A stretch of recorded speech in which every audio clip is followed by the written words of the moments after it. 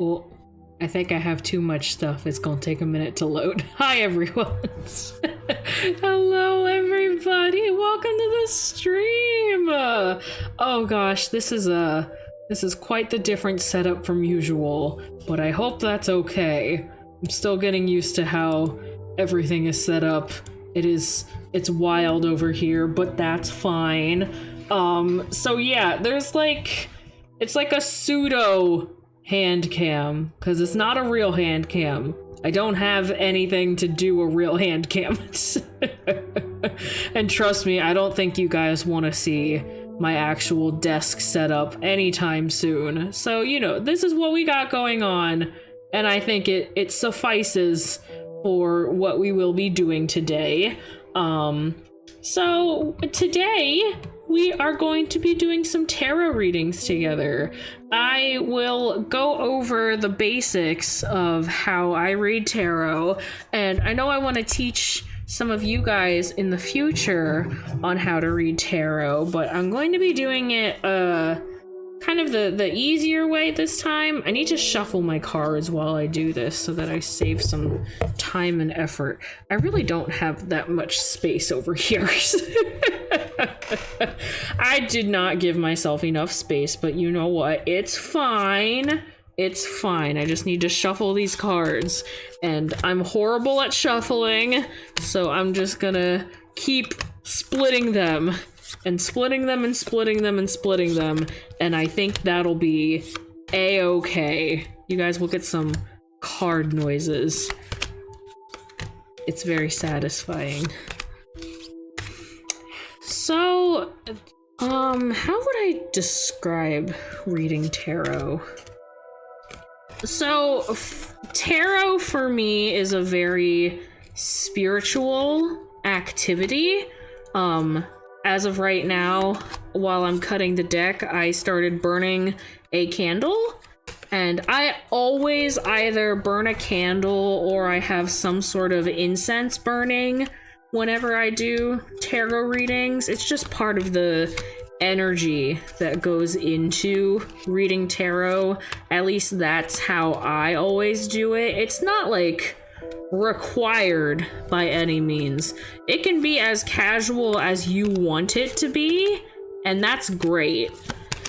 For me, I take a lot of personal pride and care into reading tarot, so I always just take the extra steps of like clearing the area as best I can, having a clean space to work on, burning a candle, and I always put on music. You guys can hear that I have music going on in the background.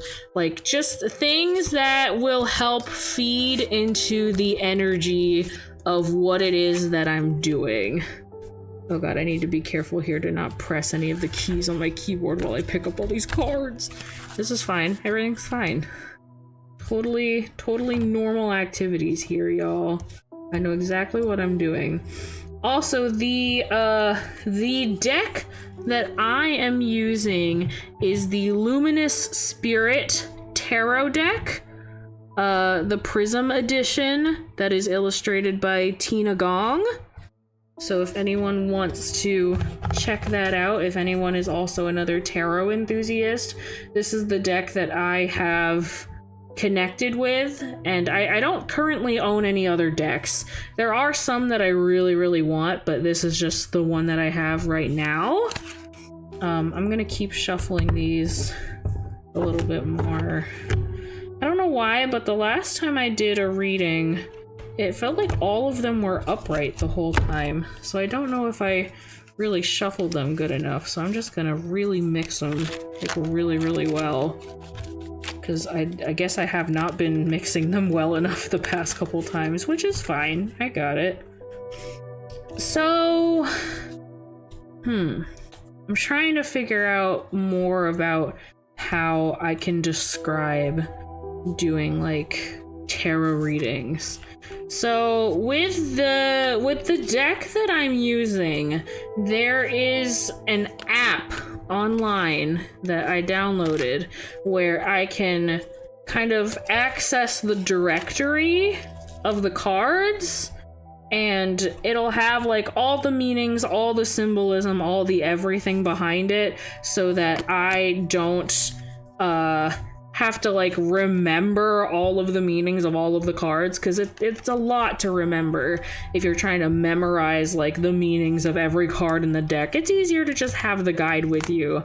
And normally if you buy like new tarot decks, they will just automatically come with like a little guide booklet with it. And there is a difference between tarot decks and oracle decks. Oracle decks are normally very, they're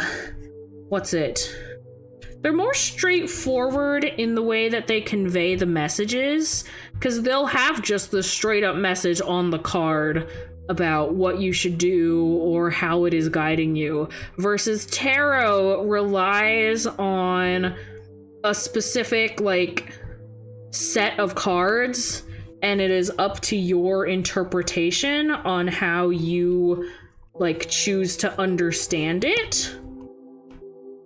I've always preferred tarot over oracle because I find that tarot it focuses a lot more on being blunt sometimes.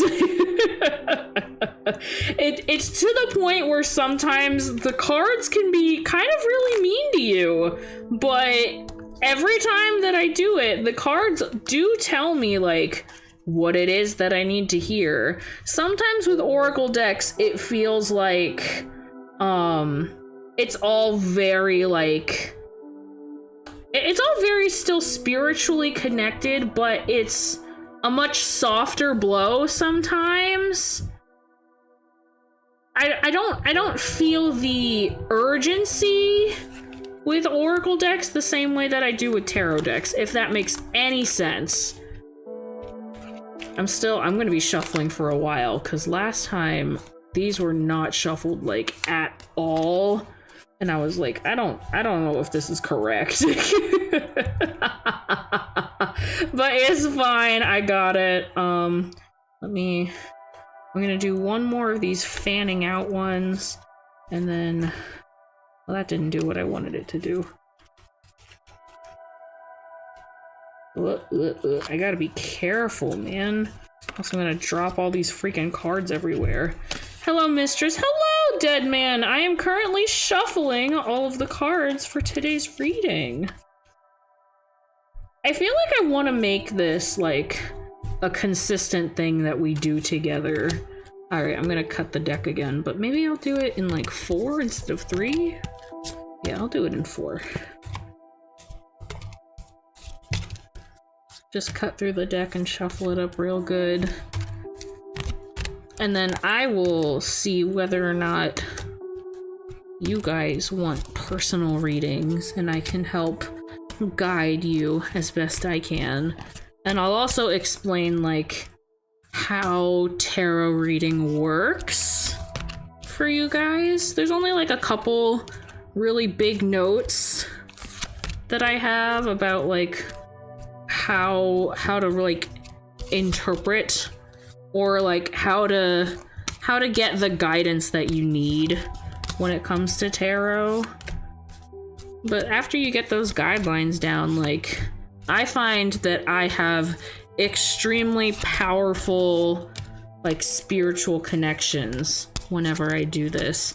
I normally turn to tarot when I feel like I can't talk to anybody. I don't know if anybody else has the same experience, but sometimes like I'll be going through something and there's only so much that I can do in terms of talking to like my friends and family and like people who are close to me in my life. There's only so much of that I can really do before like nothing that they say can really fulfill what it is that I'm really looking for.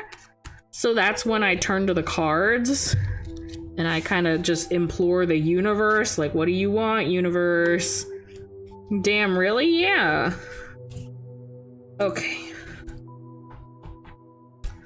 I'll probably start with one for myself, and then I'll ask you guys as we go along. Okay. I'm gonna set you right over there. Gotta be careful so I don't knock it all over. And let me readjust in my chair. What? My ears. Okay. Hello, namaste, ma'am. Well, hello, welcome to the chat. Don Shri, I hope I'm saying that correctly. Welcome in, hello. We are going to get started with the first reading. I'm going to do a reading for myself, and then before I do that, I'm going to explain to you guys how this works. So, there are different ways of selecting the cards and laying them out in a pattern in order to read and comprehend them. So there will be like patterns that people create online as to how you should organize your cards and in what order to pull them, and then what each of those cards mean. So you pick the templates and then you like pull the cards with those intentions in mind. So then when you go through and you start reading them, then you can make those connections. There are also much simpler ways of reading tarot where you simply ask a question and then pick a card, whether it's off of the top of the deck, or if you go through and pick a specific card out of like the middle of the deck, then they're like just different ways for you to like go through and pick whatever card it is that you want. I think the big things when it comes to reading tarot that you guys should keep in mind whenever I'm reading is, first and foremost, nothing that is read within the cards is set in stone. So if the cards give you guidance towards doing something or advise you to do something, it's up to you whether or not you actually do it. Whether or not you actually like want to do it, and whether or not like something can happen afterwards. Because if you follow the card's advice, then you might get the outcome that you're looking for. But also, if you get advice that is worrying or kind of negative, it's not that that bad thing is going to happen and it's like a premonition thing, because you can do things to change it and you're not required by any means to like stay on a bad path if you don't want to. Because like you have as much say in your reality, in the universe that you are interacting with, as any other factor. So if something is a little worrying in your reading, don't worry. Like, it doesn't have to be that way. You can make changes in order to prevent anything bad happen. Or if you don't like the advice that is given to you, like, you're not required by any means to follow it.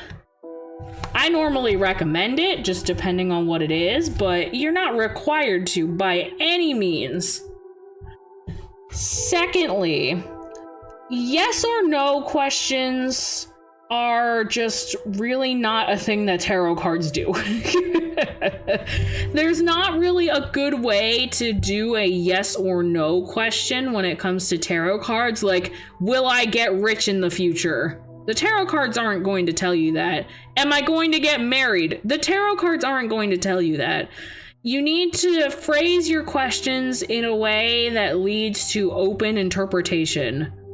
So if you say something along the lines of like, what does my like future relationship like romantically look like, then they can try to give like some guidance towards there, or like, what can I do in order to have a like a positive romantic relationship later in my life? That's an open-ended question versus just, am I going to get married? I want judges I've waited for since a long time ago. Past situations struck when my life was released with beautiful positive energy. I mean, I can do a reading for you if you'd like, yeah. I can ask if I'm still dead, man. I mean, the cards might mock you a little bit if you do that. the cards might mock you a little bit because the cards will not hold back. But yeah, these tarot cards do not do yes or no questions. If you want to ask a question, you're gonna have to rephrase it in order to have more open interpretation. And then the third thing is I can't decide whether something is good or bad. Because I did a reading for Mom Mori a little while ago. And I was trying to explain to her what her cards meant and all that kind of stuff. And she always looked back at me and said, is that good? Is that bad? Is that a good thing? Is that a bad thing? I can't answer that. I'm not the one to decide whether or not it's a good or a bad thing. It's up to your guys' interpretation and what your expectations are in order to decide whether or not you think it is a good or a bad thing, if that makes sense. I'm not the one to sit here and tell you, oh, that's a good card. Like, I don't know what's going on in your life. I don't know what it is inferring to or how it connects to you and your situations. So I'm not the one who gets to decide whether or not it's good or bad. There are some cards in the deck that are traditionally seen as either really good or really bad, but ultimately it just depends on your situation. With that being said, I hope none of you get the reverse tower because that will be so fucked up. I really, really hope that that's not the case. I don't want you guys to have that happen. That'll be effed. Okay, so I am just going to do a simple 3-card pull to start, and then I can show you guys the cards that I get. I can pull it up and add it as like a thing on here for y'all. But let me just do this. Tarot layouts. Let's just do a real simple one to start. Oh, those ones are all really... Yeah, I'll do a 3-card linear spread. And let's do...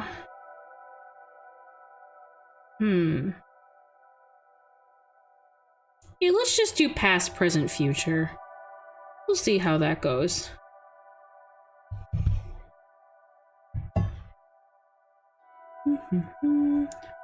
So I'll just take the first 3. Past, present, future. And let's see. Past. 5 of Wands reversed. Okay. This is gonna take a little while.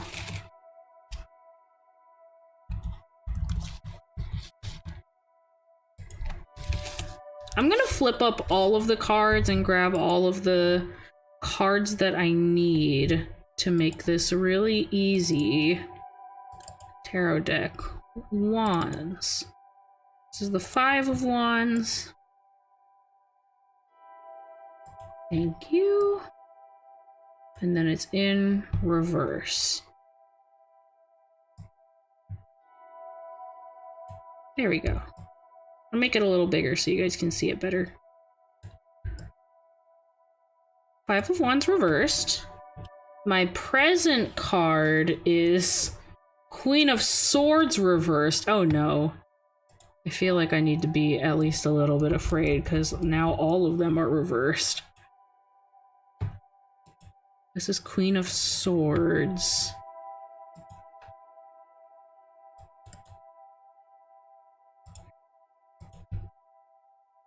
Okay. Oh gosh. Oh god, what happened? You guys didn't see anything. That didn't happen. Absolutely nothing happened. You guys didn't see anything. Let me lock that down so that doesn't go anywhere. God damn. Queen of Swords reversed. Did I get it the same size? Almost. A little bit bigger. And then my future. Oh god, why are they all reversed? Oh no. Oh no. I'm in trouble, aren't I?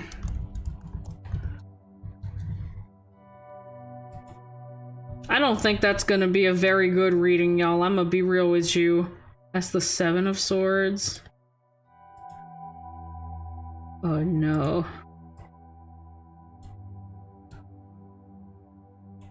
I'm afraid. Why are they all reversed? I'm having the opposite problem that I had the other day when they were all just facing the other way. Okay. Let me get out my guide and we'll read through the meanings. And I swear, I'm very nervous now. Okay, let me check the tarot database. Wands, 5 of Wands reversed. Okay, so this is, oh no. Guys, this is gonna be a whole call out post. No, come on.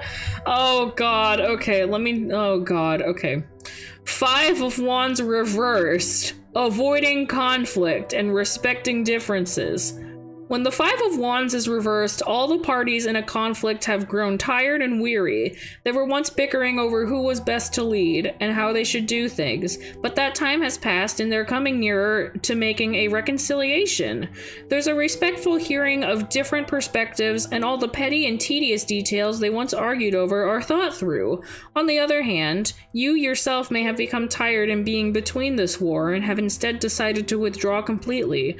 Are you doing this because you fear the competition?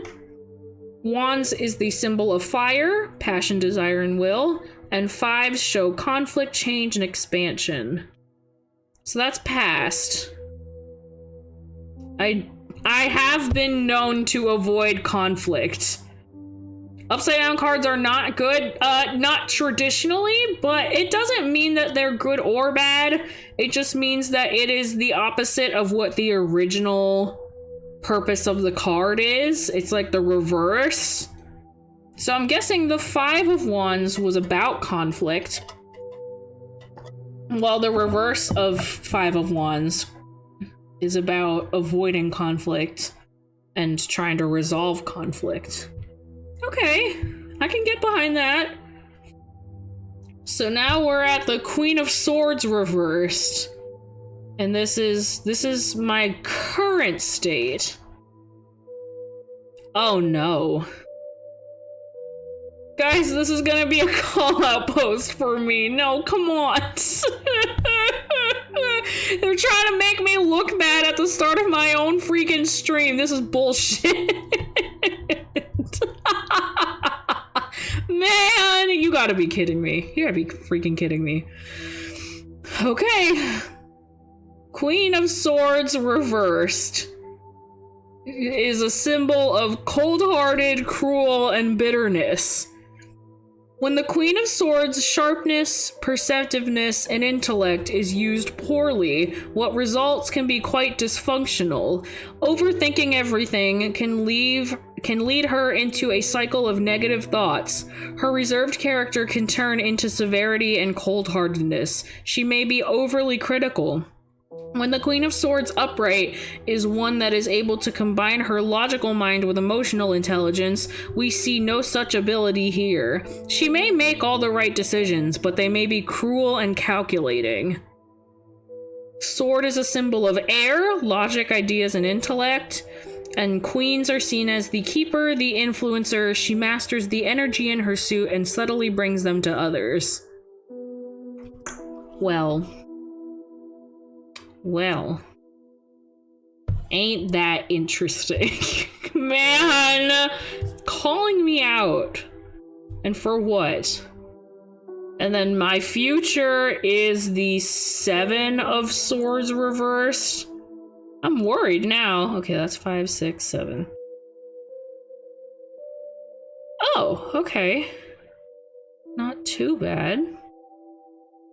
7 of Swords reversed symbolizes coming clean, rethinking the approach, and deception. The Seven of Swords reversed can have multiple meanings depending on the context of the other cards within its reading. It can suggest, firstly, a need to change your approach. The tactics you've been using are not working. While upright, this card can stand for a cunning victory attained by deception and trickery, the reversal can stand for either a more extreme version of such behavior or instead, a kind of renewal of conscience. You or someone in your circle may be deciding to unburden themselves with guilt and come clean about some piece of manipulation they have been involved in. Trust has been broken, but with a confession, you may be on the road to repairing it. And then 7 symbolize spirituality, wisdom, and exploration. Man. I was not really expecting that as a reading, but at the same time, it all made a lot of sense. I try not to get too much into my personal life with y'all because I feel like it's not my place to. I know you guys wouldn't, like, get angry or anything, but hit the nail on the head a little bit too hard. I will not get into it. I'm not gonna get into it right now because that's wild. But yeah, that happens. God, man. That's crazy. That's crazy. Okay, I'm going to add these back into the deck at random spots. And I'm gonna reshuffle everything. Also, hello, hi Dawn, hi Ming. It's good to see you guys. Welcome in. Sorry I wasn't, like, focused super on chat. I was doing the reading. What can I ask for future readings? Well, if you want to do, if you want to pick a specific category in life, if you want to do, like, a general future reading, it really depends. It really depends on what it is that you're looking for and what kind of guidance you need right now. Hi gamer, good to see you, welcome in, hello. All right, I gotta shuffle this up again. I have to shuffle it good because these cards are being something else today. I really hope they're not all reversed for the next person. Again, not that reversed is necessarily bad. Not that it's necessarily bad. But, you know, it'd be nice to have some plain old upright cards every now and again. It'd be really nice.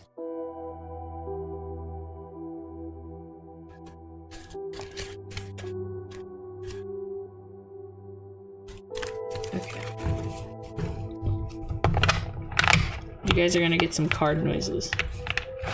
At least a little bit.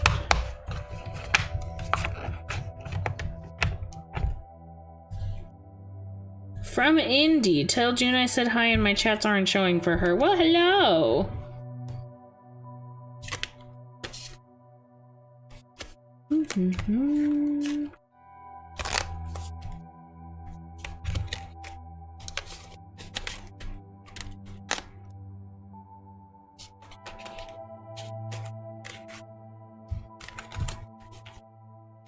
Okay, I'm going to ask y'all in order of when you showed up if you would like a reading or not. So first off was Dead Man. Dead Man, would you like a reading? Reversed is only a second meaning, doesn't actually mean bad, I know. But sometimes you get a little worried when you see a line of all reversed cards. Because it's not a very typical thing to come across. So it can be rather intimidating. Also, there is this little, kind of superstition almost in tarot, where if a card falls out of the deck, it wants to be read. Like, the reason that it pops out of the deck and tries to make a whole hullabaloo is because it wants to be read. That's if it's like a single card, and it's just trying to yell at you. Okay, let me cut the deck again.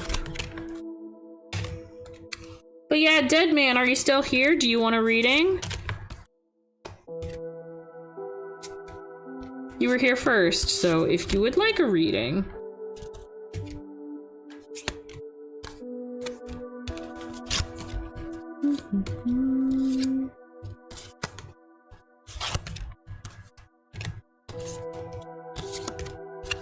Also, how are you guys doing today? I hope everybody is having a really good day.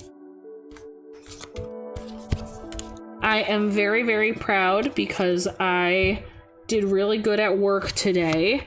I unpacked 60 packages and I repacked and sent out like 47 and I cleared the wall.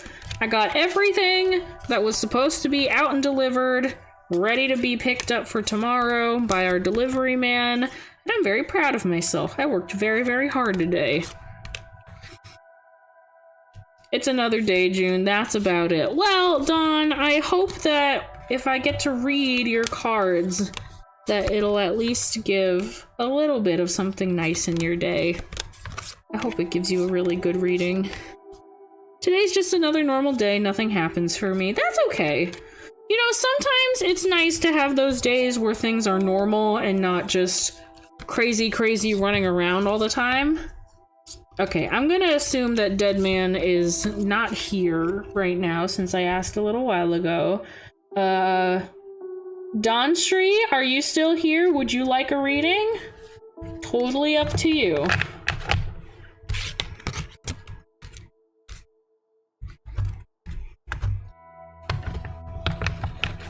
I was cooking? Oh, okay, Dead Man. Would you like a reading?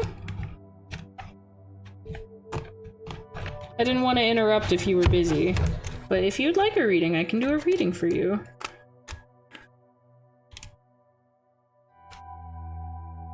Oh, these cards don't want to mix together. Sure, okay. Is there anything specifically that you would like guidance on, or do you want to just do a traditional spread?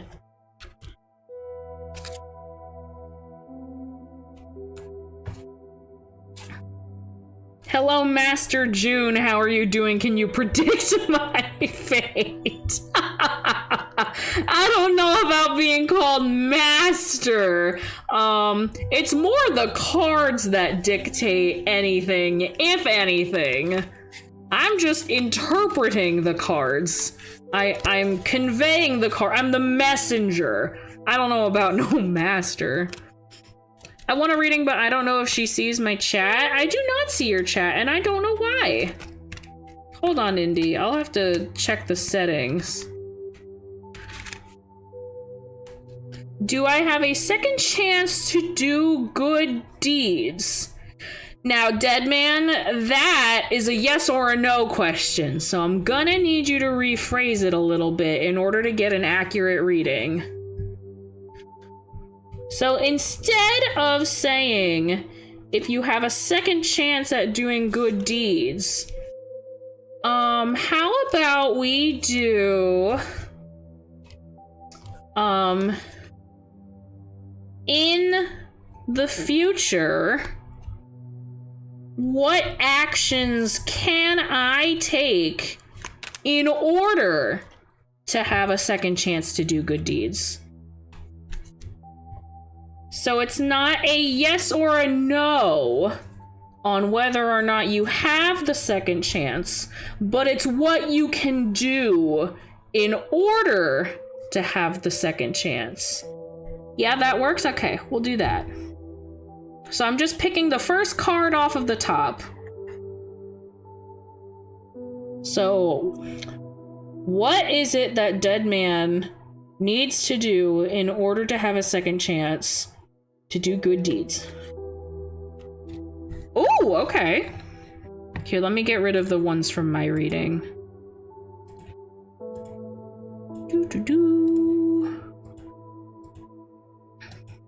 Can you tell us how your zodiac sign helped reveal your personality? We can get into zodiac a little later, yeah.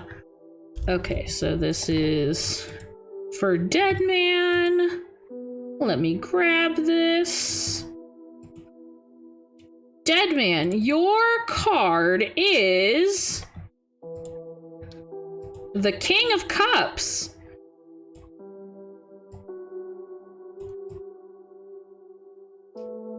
Let me get the reading for that.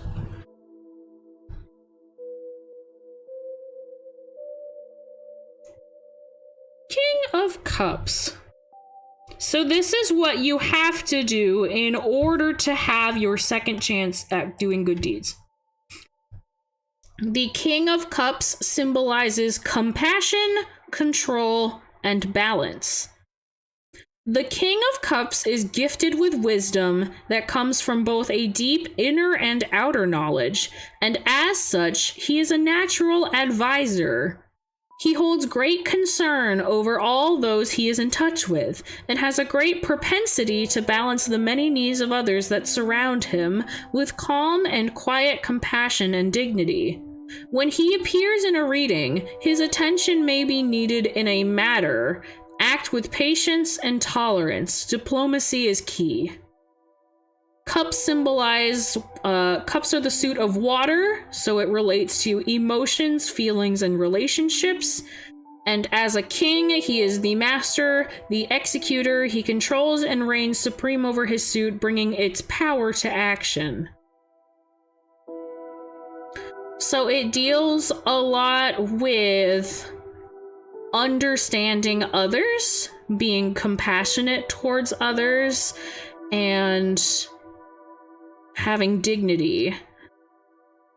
So it sounds like there may or may not be something in your life where you have been required to help maintain control and to understand everyone's point of view.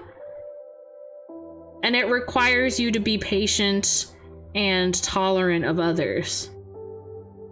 So that is the guidance the cards have given you towards being able to do more good deeds in the future. I think that one was a really good one. That one was really, really good. Can I also get my prediction, Igor? I am going to ask everyone in chat in order of when they showed up. So yes, you will get a reading, but let me ask everybody else. Let's see. So who showed up next? I don't know if Donshri is still here. Donshri, would you like a reading? If you're here, if not, it is going to be Dawn's turn. Dawn, would you like a reading? I'm guessing so, because otherwise you would not have shown up. Knowing you at least. Alright, I'm going to stick that card back in to the deck. And do some more mixing around. Maybe I don't have to shuffle it nearly as much because that was just a single card reading. Yes, I would. Awesome, Dawn. Is there something specific in your life right now that you need guidance on, or do you want just a general reading? This can either be a specific question that you have, or like a topic that you have. Balance and patience, I guess I need to work on that. Yeah, if you find that that's something that you need to work on, like showing compassion to others, being very patient with others, then like that'll be probably your best shot at what you're looking for. The immediate future. Okay. Something that's going to happen in the immediate future. Do you have a specific question, or you're just curious as to what might happen in the immediate future?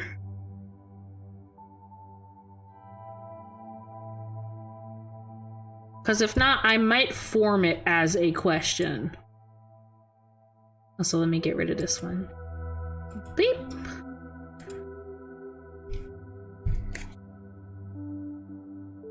More curious, TBH? Okay. Okay. Here, let's see. Let me see if I can find like a good spread to do. Tarot spreads for the future. Images. Let's see. Oh, here's an upcoming event tarot spread. Okay. Do you have any specific, like, upcoming event done? Maybe that's not the right one.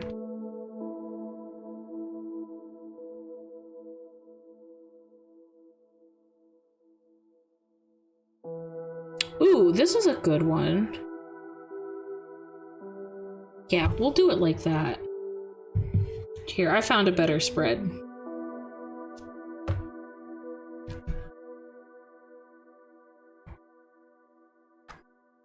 Okay. Past, present, future. What is holding you back? And how to push forward. Ooh, this one's gonna be good. Okay, so like I did for my 3-card spread beforehand, I'm going to flip them all over at the same time and then put them all up on screen, and then I'll do the reading.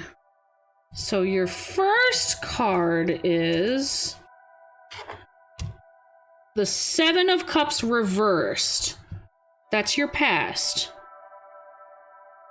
Your second card, your present card, is... Ooh, we got a major arcana. It's the Empress. Okay. Your future is the 7 of Pentacles reversed. Your fourth card, what is holding you back, is another major arcana. It's Strength. And then how to push forward is the 3 of Pentacles reversed. Okay, let me grab all of these for you. So that's the 7 of Cups.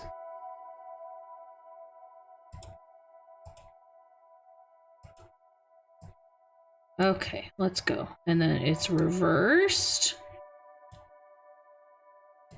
Try to get them a little bit bigger. This is gonna be a big spread though. And then 2 is the Empress. Major Arcana. Empress. There she is. There she is.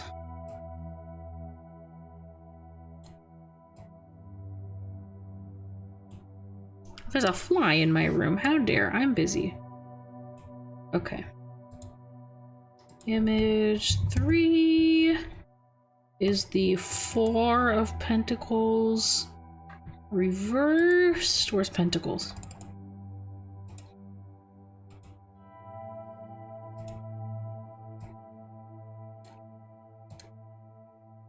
Reversed. Do you guys like the pseudo hand cam, by the way? I think it's really funny looking. I think it's really fun, and I'm enjoying it thoroughly. Let's see. And then it's 4 is Strength.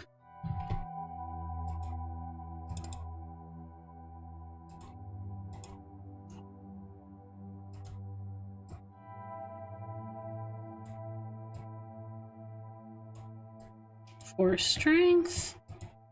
And lastly, 5 is the 3 of Pentacles reversed.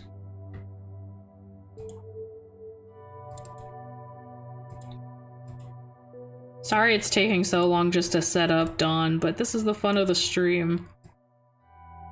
Beep. There we go. And then in line with that, a little bit bigger.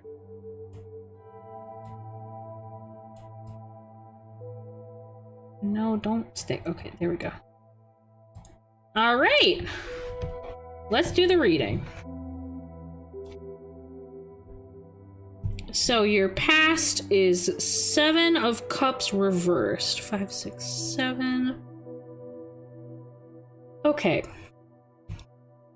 So representing your past is Seven of Cups reversed. Symbolizes lack of purpose, diversion, and confusion. A sense of disarray is apparent in the reversed Seven of Cups. With so many choices and possibilities, you are unable to make sense of the path that you should take. Your desire to find purpose in your actions have somehow turned out empty, and you may feel as though you are just turning your wheels without any intention. There's something missing in your life, and you must find that piece to decide on a path forward. A bit preoccupied but still listening? You're fine, Dawn. No worries. You can always watch the VOD back if you're not sure, by the way. Cups is the symbol of water, emotions, feelings, and relationships, and sevens denote spirituality, wisdom, and exploration. So that's your past. Your present is the Empress. The Empress symbolizes motherhood, fertility, and nature. The Empress is a symbol of the feminine principle, who nurtures, guides, and provides for her kingdom. She is the ultimate mother figure represented in myth as Gaia or Mother Earth. She is abundant in gifts, both material and spiritual, and her joy is tied to the joy of those she cares for and sharing her gifts. Her presence indicates a figure of this sort in your life, or your expression of this archetype in yourself. So that's your present. Your future is currently at the Four of Pentacles reversed.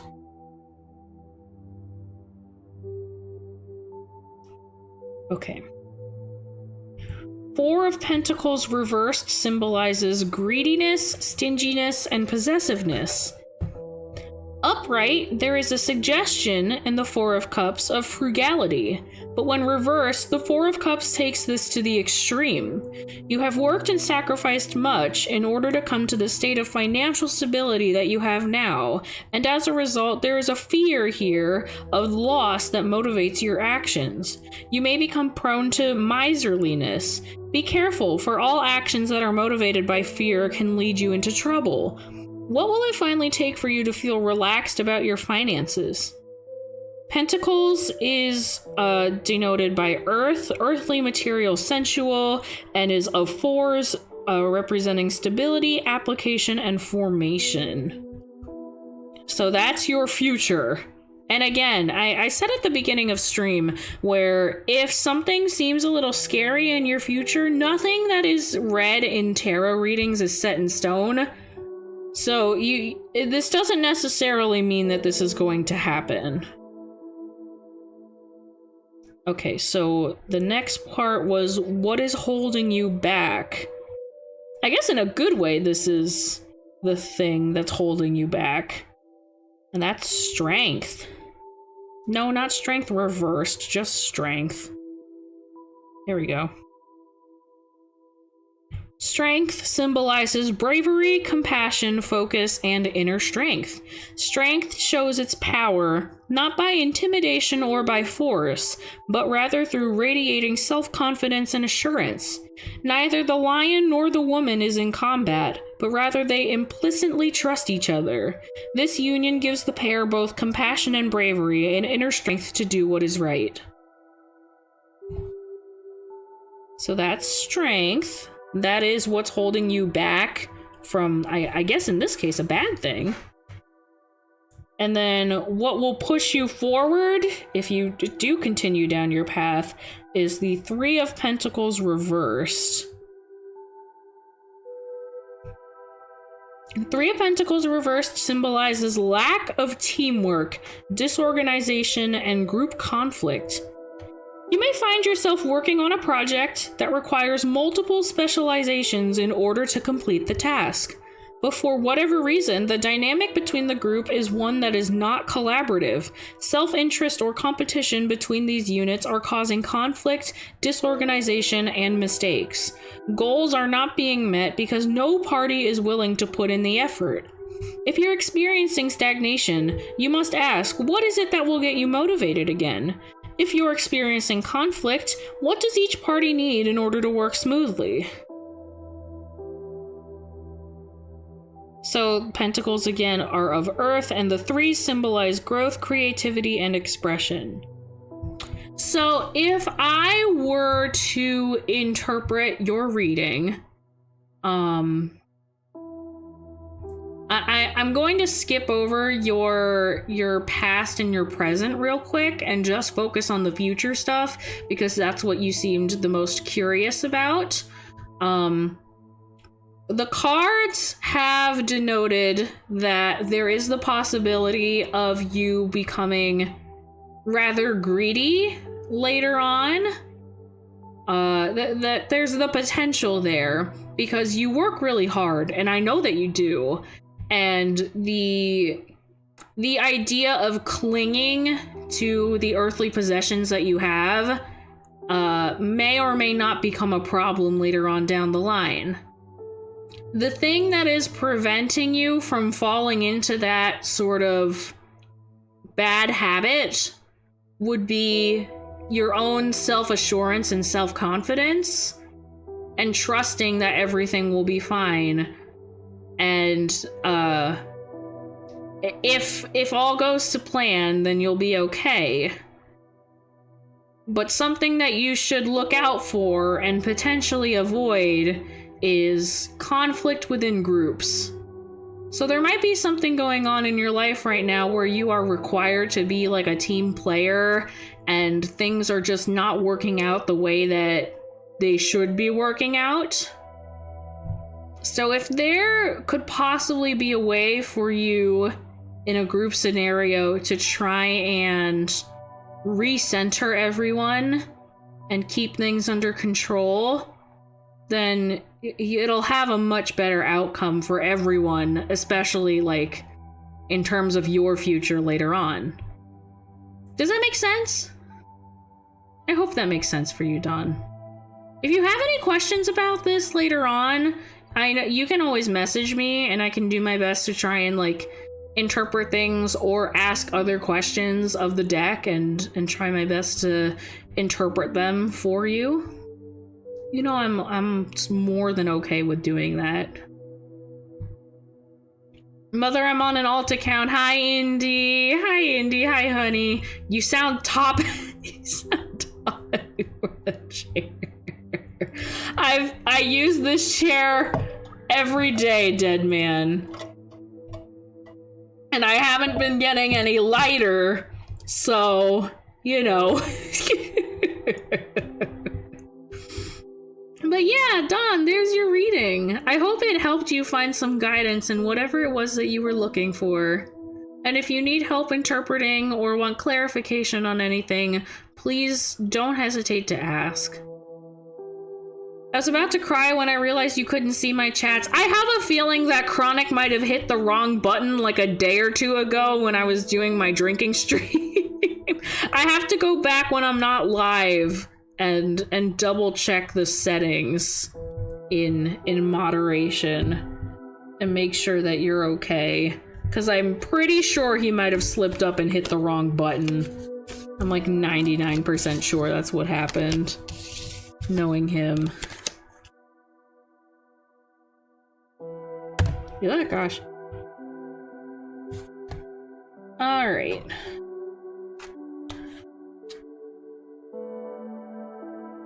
How long have you been practicing tarot? I would say I've been practicing tarot for about a 1.5 to 2 years now. Again, I don't actively pursue it a lot.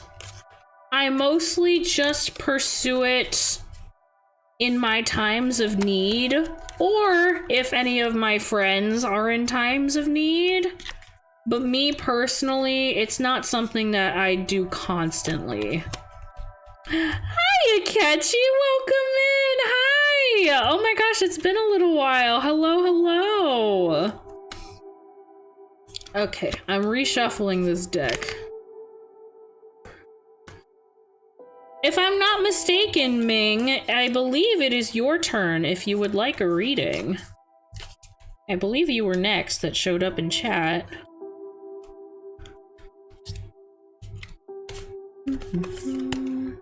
I have to shuffle this one really good because we did a 5-card pull for Dawn.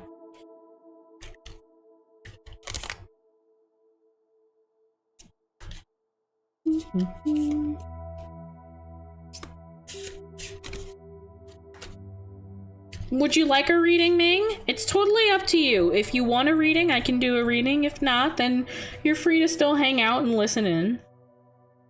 But I'm assuming that most everybody is here because they would like a reading. And y'all, if you are able to, and if you feel so inclined to, if I do a reading for you, it would be much appreciated, but again, not required, if you'd like to send a little tip my way using the stream elements link in the description. That'd be very, very kind of you. Okay, I would like, awesome. Okay, yeah, I can do that for you. Ming, is there something specific that you have in mind that you would like me to read for you, or are you just curious to do a general reading? Something that's been on your mind? Or even just a general category, if you're like, I want to do a love reading, I want to do like a family reading, I want to do this, that, or whatever. I can try to find a spread for really anything. Hi, hello, Manil. Welcome in. Hello, hello. I am shuffling the deck right now for the next reading. Okay. Do one of these kind of shuffles, and then I will cut the deck. And normally, when I do readings in person, and I'm doing a reading for another person, and somebody's like sitting here with me getting a reading done, I do it a little bit differently. So instead of picking off a card from just the top of the deck, I'll fan out all of the cards and have them pick whatever cards it is that they want. And that's normally how I go about doing it, but you know, it's just me in my room right now, so I'm making it convenient for me. But again, if a card pops out and it wants to be read, then it will be read. Okay, yeah, let me cut the deck now. I'll donate Christmas time when I got my... You don't have to, Indy.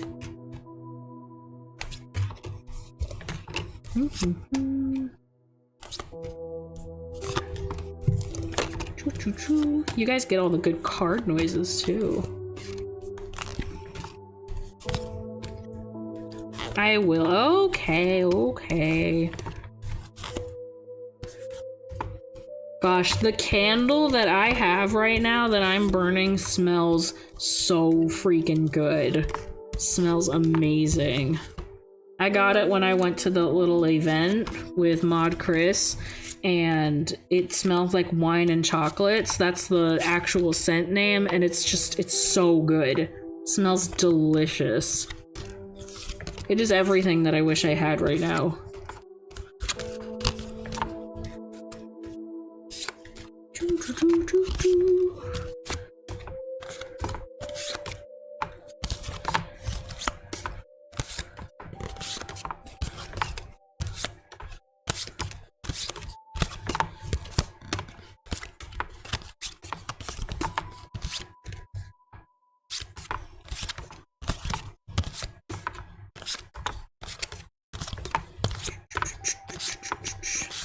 Nothing in mind, just read November's future. Okay, yeah, sure. I can do that for you. Alright. So, I think I'm gonna do something similar to Dawn's, but without the extra 2 cards in the beginning. I'll just do future, what's holding you back, and how to push forward. The sound of the card shuffling makes for decent ASMR. I know, it's pretty good, right?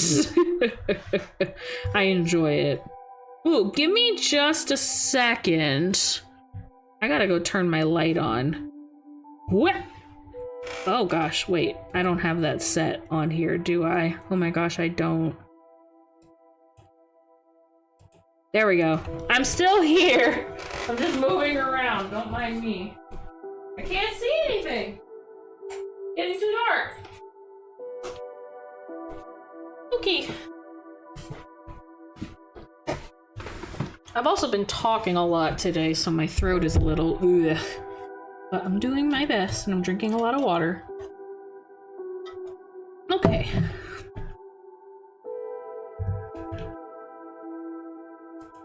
There we go, that's better. Let me get rid of these guys.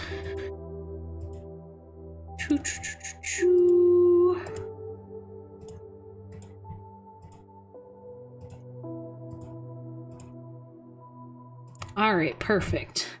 So I will do a 3-card spread of your future, what is holding you back, and how to push through. Your future, what is holding you back, and how to push through.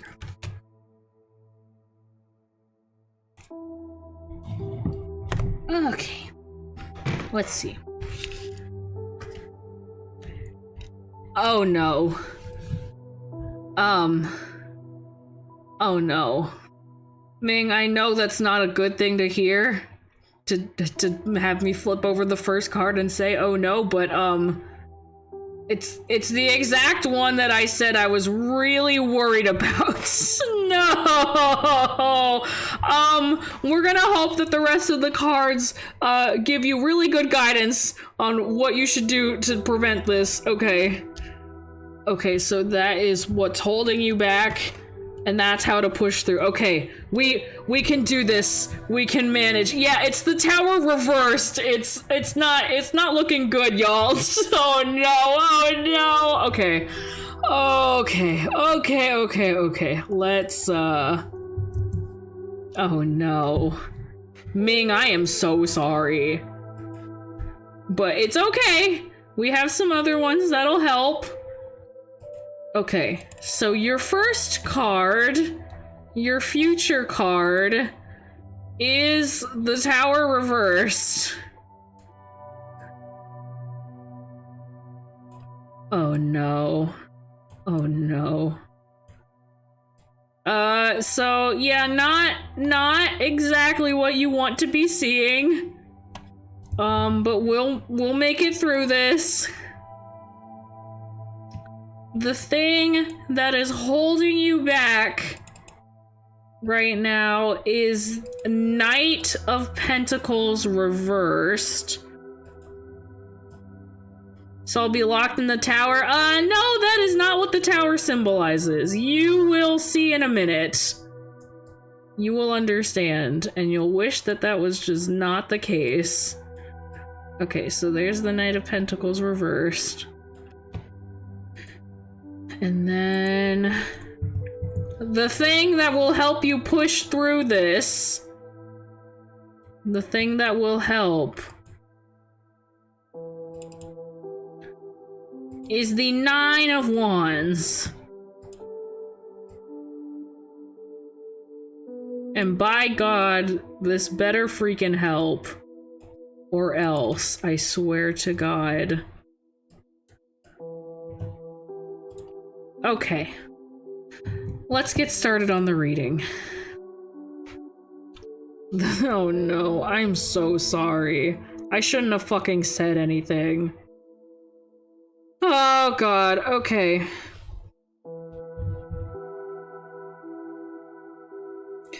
The tower reversed symbolizes disaster avoided, delaying disaster, and fear of suffering.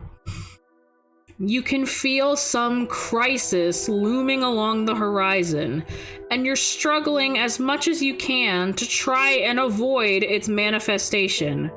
What you have not realized is that these breakdowns can be beneficial in breaking down your reliance on something that is false.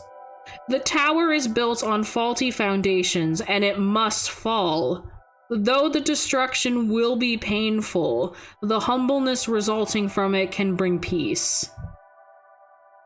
So that's what's in your future.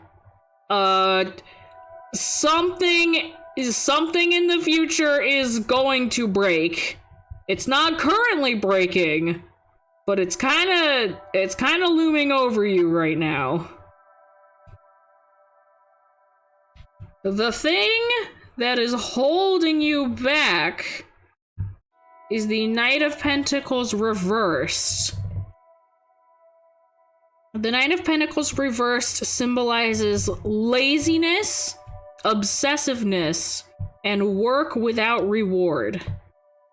The Knight of Pentacles' penchant for hard work can sometimes lead him to neglect other parts of his life. Indeed, he can have a single-minded obsessiveness. He toils and toils, sometimes even when not seeing any results from his labor. Because of his intense focus on work, he may come off as boring or dull, lacking of all ability for adventure. He may turn stingy and greedy, so strange is his relationship with the work that he does. When you see him reversed, you must ask, how can you upright his nature? How can you balance him and work with his nature? So that's kind of the thing that's holding you back, is that obsessiveness with working, whether or not it even gives you the rewards of working. But the thing that is going to help you is the Nine of Wands. Not reversed, just Nine of Wands. No, not reversed. Why is it just giving me the reversed ones? I just want Nine of Wands. Why is it just giving me reversed? Okay, hold on. I gotta back out of this. Just regular Nine of Wands. Okay, hold on. I gotta restart the app. That's not what I need. Let's try that again. Can I please have the Nine of Wands?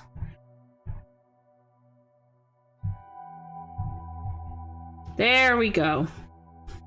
Nine of Wands resembles resilience, grit, and last stand. When we see the Nine of Wands, we think of someone that has been giving their all in their work. Time and time again, they have beaten the competition, defended their title, and have won over countless others to get where they are. However, this was not done without sacrifice. Over time, it's taken a toll, and now you're finding yourself at the last stand, a final challenge where you are perhaps feeling tired, not as confident as you were before. You'll need to call upon all your energy and your willpower here, as this last stand will be the toughest one yet. You must think back on all that you have accomplished and all that you have striven for prior to this. Consider its worth. Now consider that you are almost complete and bring forth that energy with you to this final push. So if I were to interpret this for you, Ming, there is something in your future. I don't know what, because I'm just reading the cards for you and I don't know your personal situations right now, but there's something that has been looming over you for a while. And it's going to have a not so pleasant ending, whether we want it to or not. But instead of falling into a pattern of laziness with your work and just doing the bare minimum, doing what it is that you gotta do in order to get it done, it'll be best for you and make the situation best if you just power through till the end, do that last little bit of work you have to do. I know it's exhausting, but do that last bit of work that you have to do in order to have it finished and no longer looming over you. That's my best interpretation. If you take these cards to heart and you see a different interpretation that is more applicable to your situations, then of course. But from my understanding of the cards and just from what I've read, you can take what it is that applies to you here. But it seems like you're almost done. You just have to power through till the end, and then it'll bring change. And those changes will be good. I gotta get out of what I'm doing now and start a new job. Well, It's however you interpret it. If you personally feel like you are at your wit's end at your current job position, maybe it's time to find a new job. It might be time for you to find a new job, and that's okay. It all just depends. But yeah, if that's how it applies to you in your mind, then yes, please do take that interpretation. If you need any more clarification, then I am more than welcome to give that to you. All right. Who is next? I have to go back and check who got here. I believe it is Igor's turn. It's Igor, and then Indy, and then Ikechi? All right, Igor.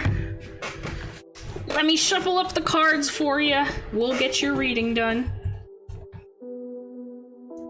It's fitting pretty well to what's happening in my lifestyle. Thank you very much. You're very welcome.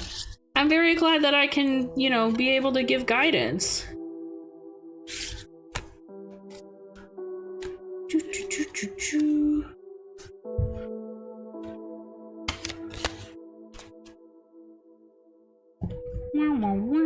Okay, let me shuffle these guys up. Is Igor still here? Sometimes I can't tell if they're still floating around or not. Igor, are you here? If you are, would you like a reading?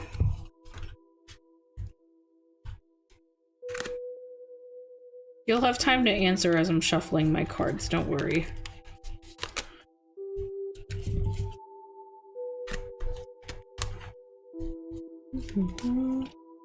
And if any of you guys ever want a more one-on-one personalized reading on like Discord, I'm more than happy to do that.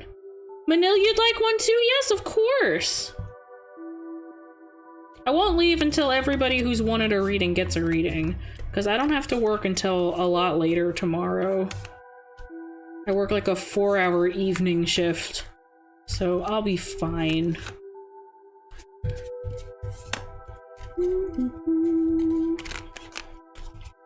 Does anybody know if Igor's still floating around?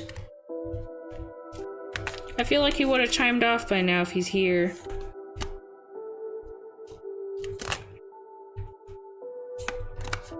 Oh my god, you're so sweet. Well, you know, if you've been here, and I saw your comment earlier, like, I'm not gonna say, no, I'm not giving you a reading. I don't think he's here. I don't think he's here either. I feel like he would have chimed off by now. I'll do a one last call. Igor, if you are here, would you like a reading? I know you expressed earlier that you would like one, but I don't know if you're still here.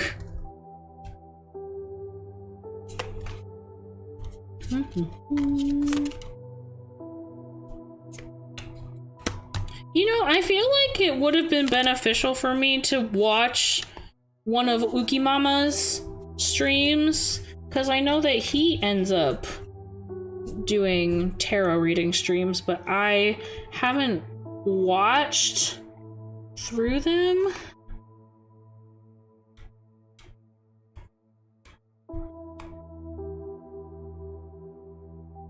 Oh gosh.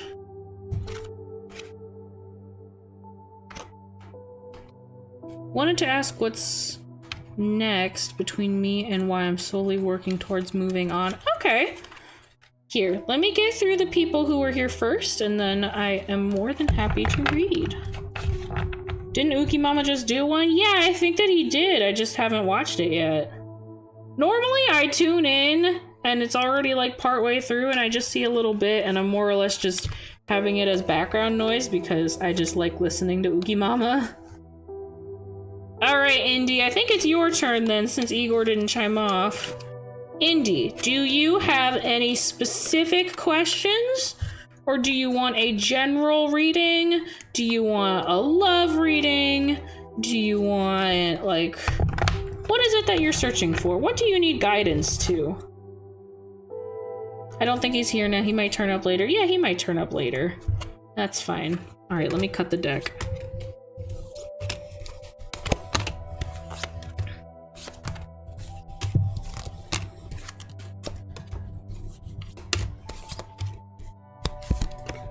Just a general one? Okay, I can do that.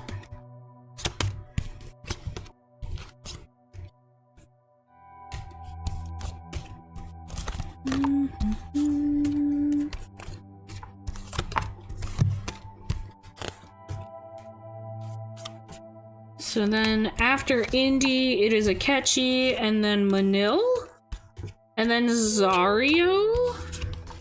Also, you're getting pretty close to 300 subs. I know, it's crazy. I don't know what I'm gonna do when I hit 300 subs for you guys. I mean, I'm probably gonna do a karaoke because that's normally what I like to get to do for you guys. But other than that, like, I don't really have anything planned. I might do like an ASMR maybe? I don't know. I'd have to figure it out. I'll make more art. You don't have to do that, Indy. You're too sweet. Okay, almost done just shuffling. Gosh, these cards are so pretty. I don't have the traditional Rider-Waite tarot, and I feel like I should, because, like, everybody has one of those, which is the ones that I'm showing on screen right now. The ones that I'm showing on screen right now is not the same deck that I am using. I am using the Luminous Spirit tarot deck. But, you know, when it comes to finding little images online to make this work, I gotta use what I got, man. And it's all the Rider-Waite. Which is what everybody bases their tarot decks on anyway.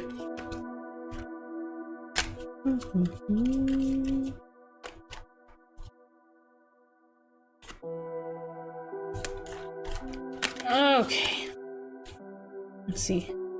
It's only because my art block has been terrible right now and it helps? Okay, well, I'm not here to tell you what not to do if you have art block. Alright, let me get rid of these guys.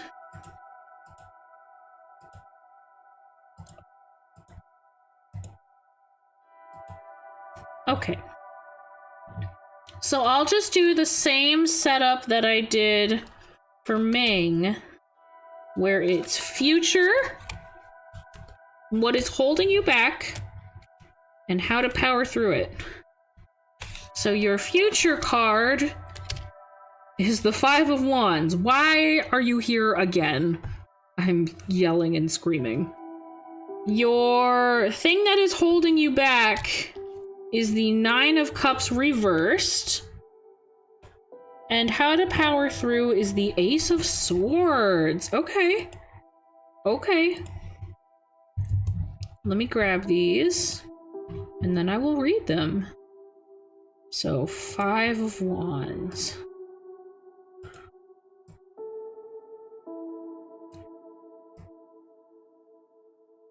There we go.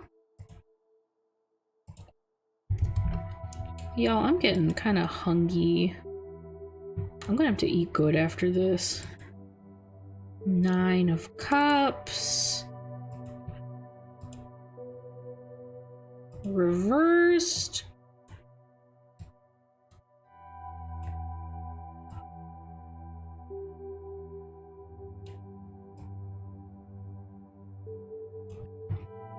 And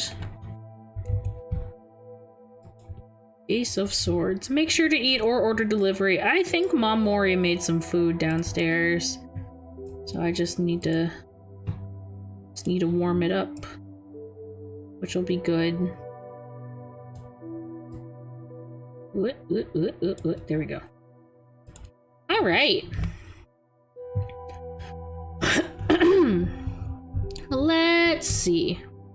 So, 5 of Wands. 5 of Wands symbolizes competition, conflict, and rivalry. We knew that the brief celebration from the 4 of Wands would be short-lived, for that was only a milestone and not the final version we had when we beheld the Ace of Wands for the first time. So you move forwards, and now you are encountering a bitter competition between many rivals, of which you are compelled to join. It seems as though many people desire what you do, and there's not enough of the reward to share. Each of these competitors has much to offer with different perspectives that may bring success, and yet here they are bickering over small and sometimes petty differences in a defense on why they should be leading. So that's something to, as a little outlook for your future, is potential conflict in competition and rivalry. The thing that is holding you back is the Nine of Cups reversed.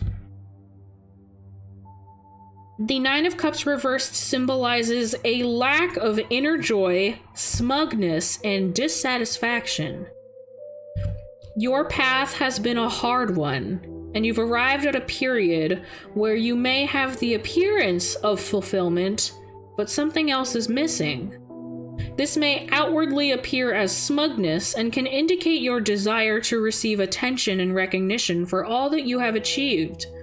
But you personally still feel dissatisfaction in yourself. It seems as though your desires are never ending, a black hole.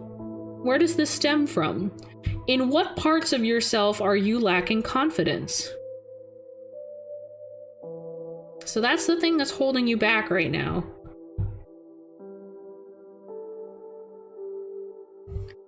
And then the way to push through is through the Ace of Swords. Not reversed anymore. No, not reversed. No, not reversed. I don't want it reversed. Why is it doing that? It gets stuck sometimes.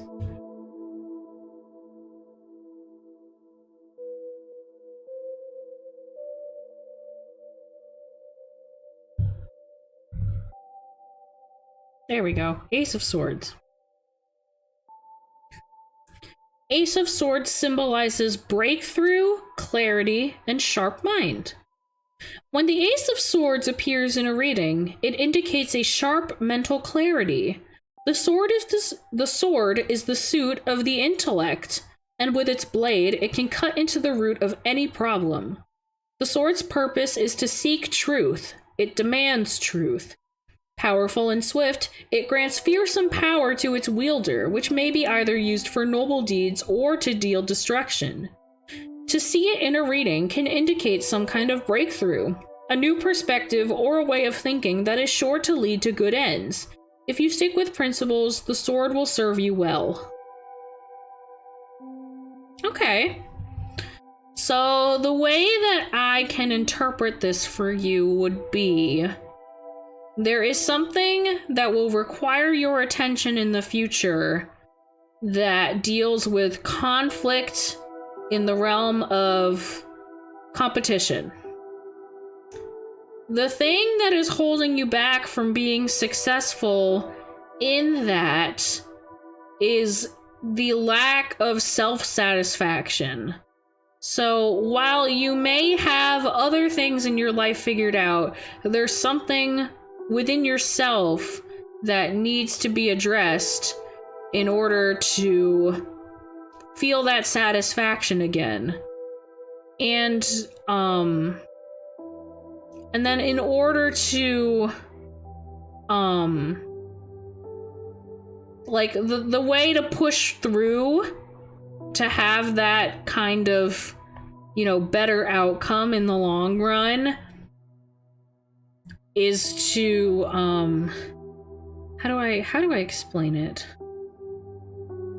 There's some kind of breakthrough that you are going to have that will provide the clarity that you need in order to get through that competition in the future. If you need more clarity on this, I'm more than happy to do some more of a reading, but you know, this is as straightforward as I can get right now. Don't mind the name change, I realize this is the wrong email. No worries, Indy. But yeah, there's your reading. Alright, next in line was Ikechi. So let me get these guys back in the deck. And I'll do another shuffle shuffle. The Five of Wands really wants attention today.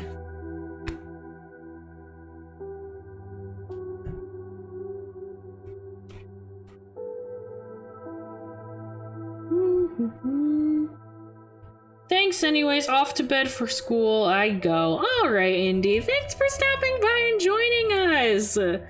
Ikechi, you still floating around, bud? You around? You still want your reading? I'm going to assume that you do. It's gonna take me a while to shuffle the cards anyway, so you're good. Take your time. Yepperoni, that's what I thought. Is there something specific that you need guidance on, or do you want just something more general? I feel like I'm the only one that, like, ever focuses on, like, a very, very specific questions. I ask a bunch of very pointed, very specific questions, and then get hit like a truck when they freaking answer. And then I'm like, man, that's rude. That's mean. Why would they do that? That's cruel. Cruel and unusual punishment. And for what? What was the reason?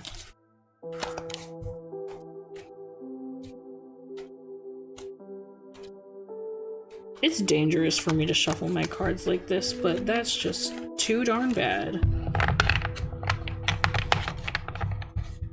Ah, God.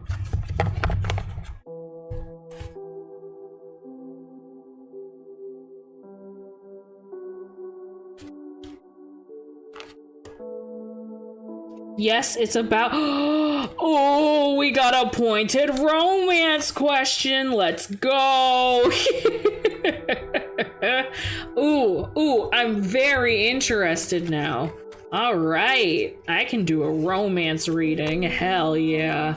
I don't think I've gotten to do many romance readings. This is exciting.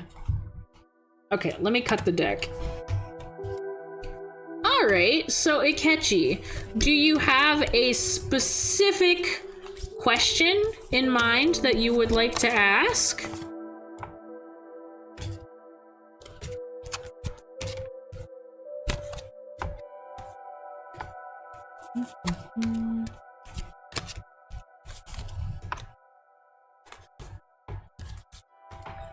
Or would you prefer if I did a general, like, romance and love reading? Because it's up to you either way.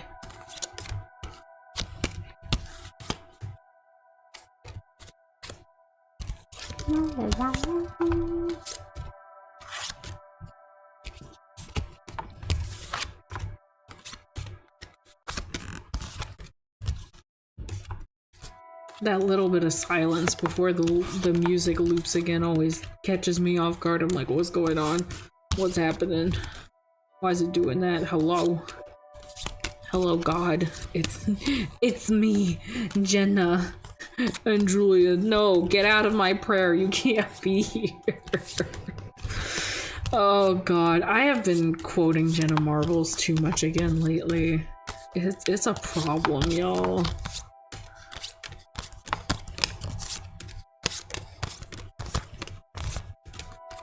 Okay, let's start by grabbing this guy.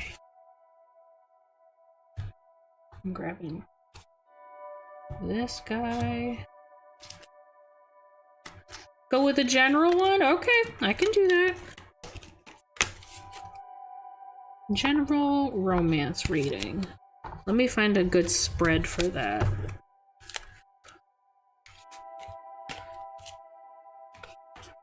I'm surprised none of the cards have really popped out and are like trying to shout at any of you guys for any one reason. I feel like you can tell the energy a lot more when you're doing a reading in person versus not in person. You can like feel the difference. It's crazy. Because I remember one time, the first real like deep tarot reading that I ever got, You could feel the air, like, shift immediately when I asked the question. It was crazy.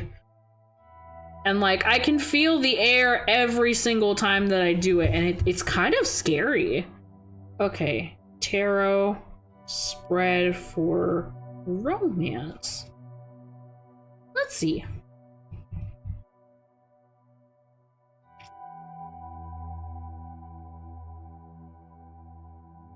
Okay, yeah. Oh, this will be an interesting way of doing it. So 1, 2, 3, 4, 5.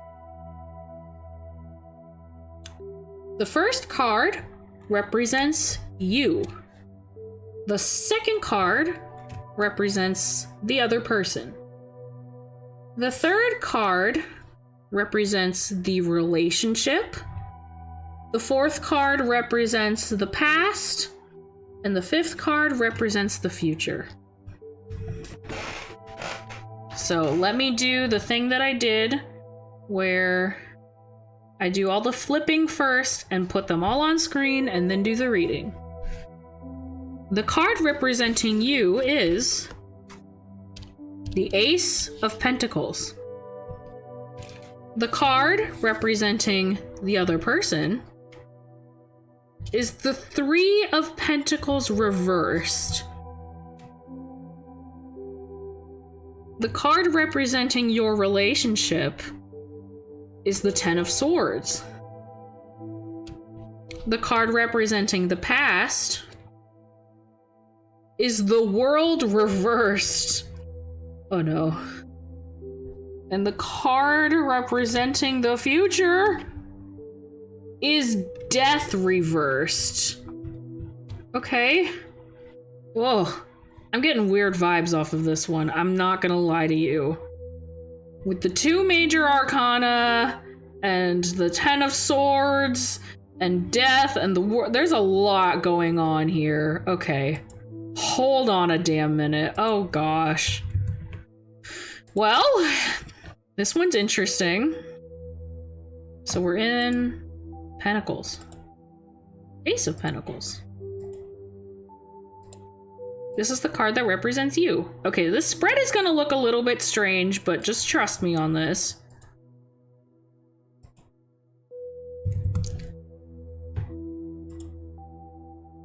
Okay, 3 of Pentacles.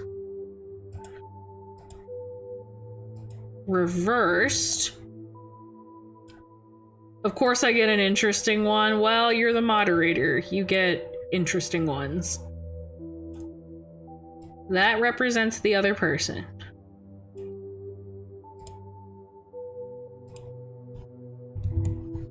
The third, representing your relationship, is the Ten of Swords.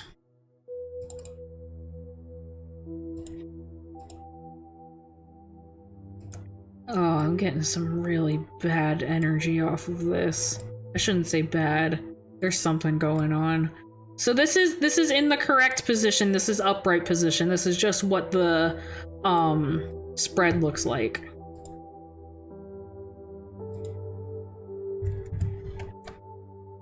Your fourth card, oh, the major arcana, is the World reversed, representing the past.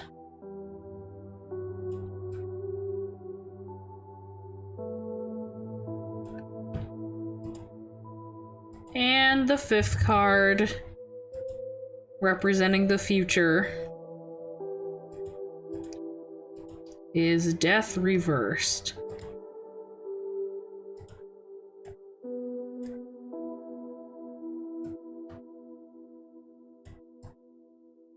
Okay. Let me scoot some things around a little bit more. Oh boy, if you don't.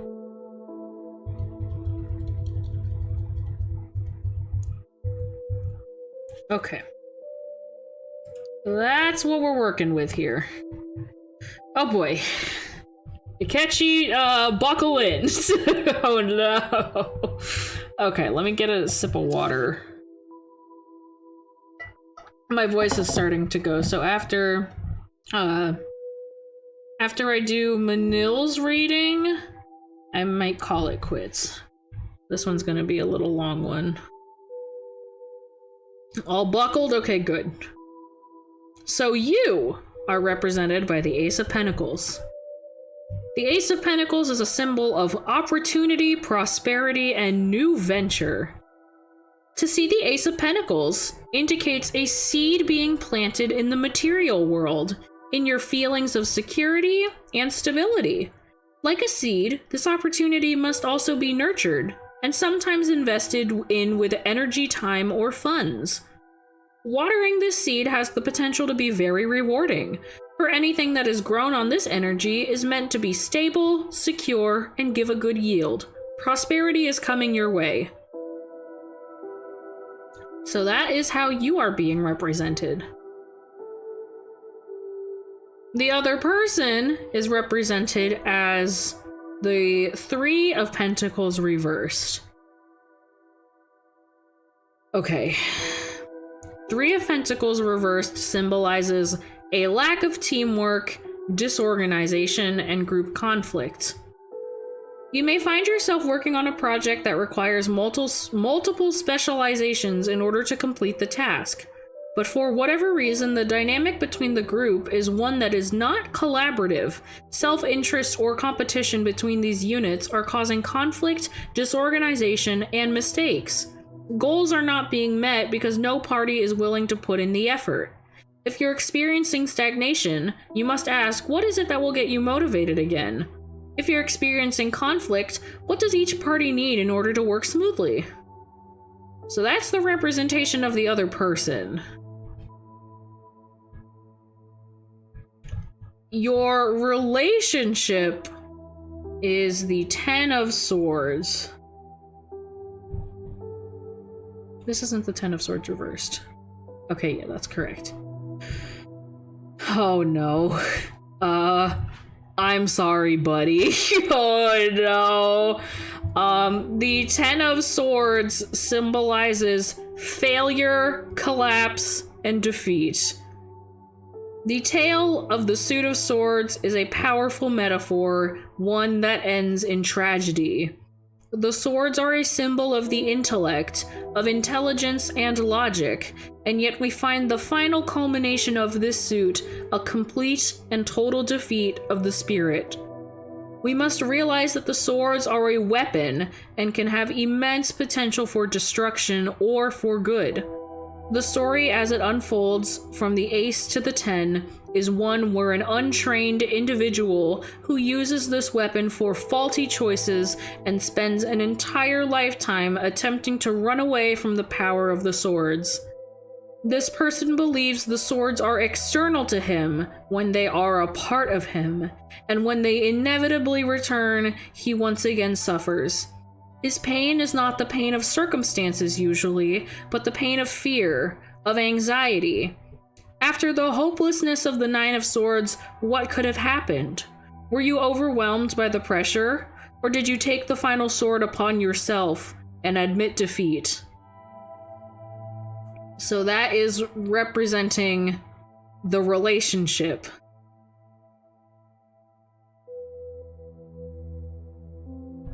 The next one is the World reversed, representing the past.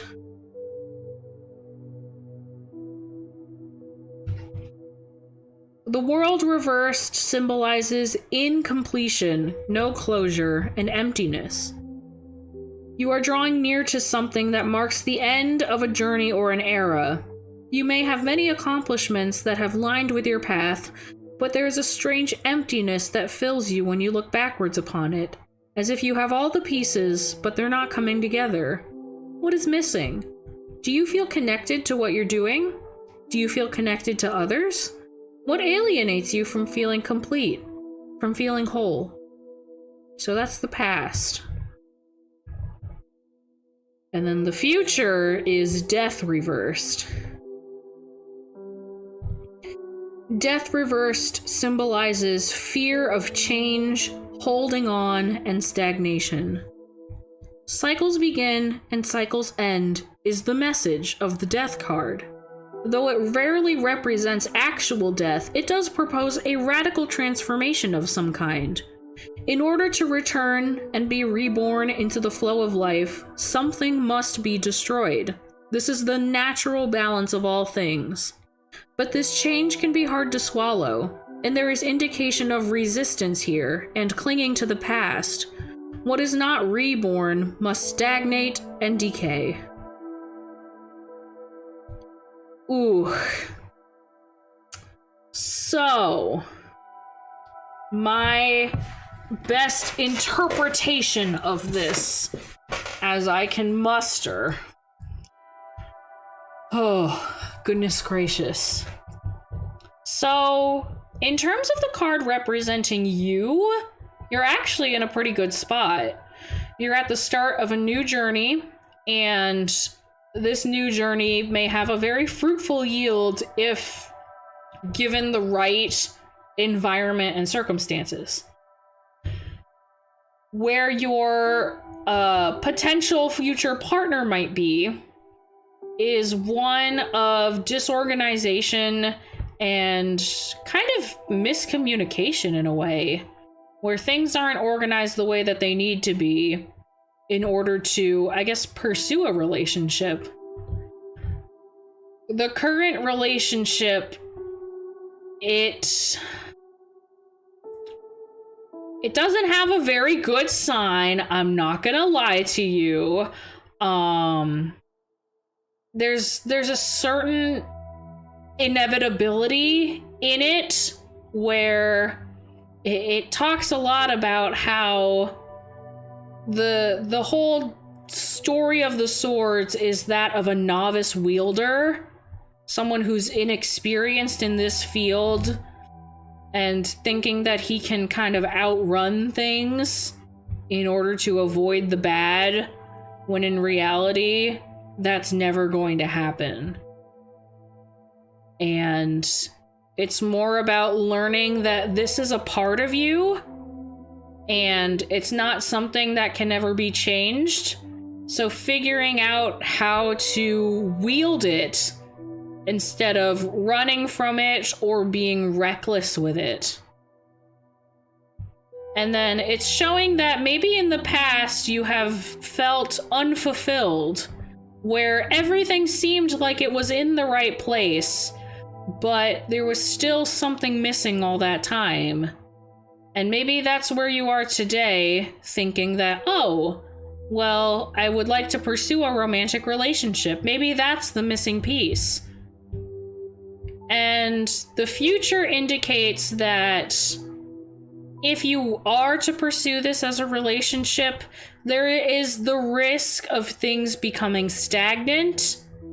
And instead of getting to move on and have change in your life, it'll just end up staying stagnant and decaying away instead of getting to be reborn into its full potential.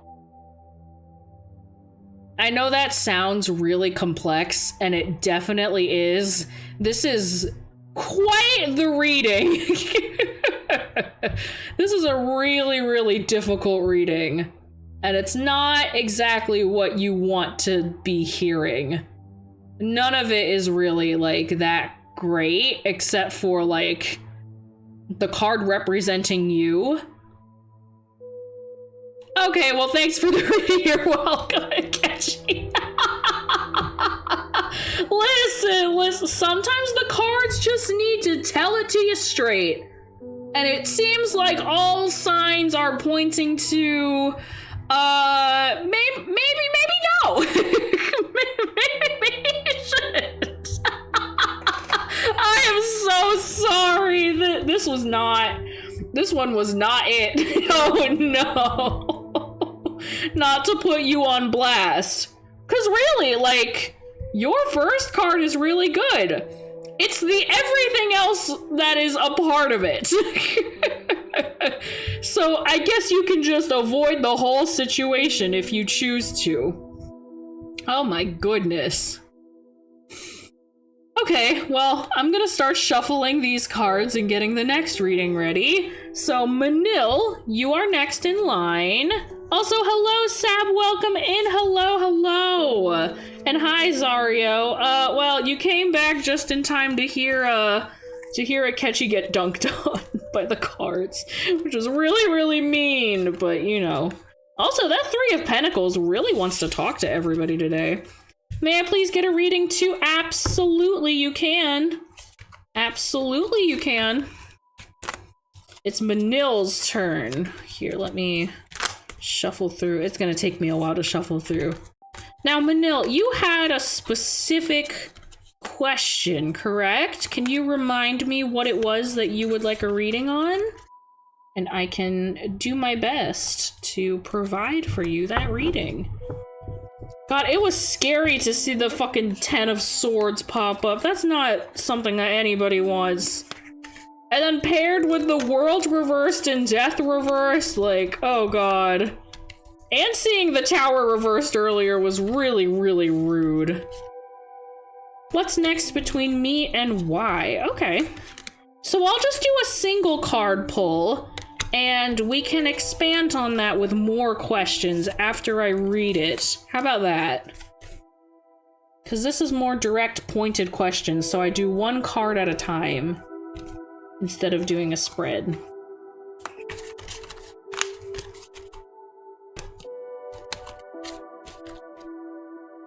Sure thing, all right. I might have to take a little breaksies before I do your reading because I need more water. I need to get more water in my bottle because I've been talking a lot.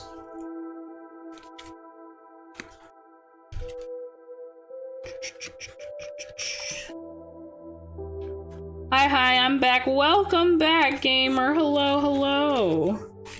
Yep, stay hydrated. I'm trying. I'm trying.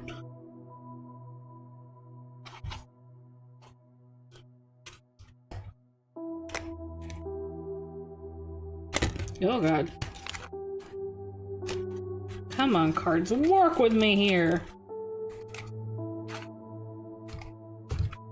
Alright, I will cut the deck, pull the card, and then go get more water. It's like a really awful cliffhanger, I'm sorry. The meanest cliffhanger ever. Zario, you in the Discord? I don't believe Zario is in the Discord yet, no.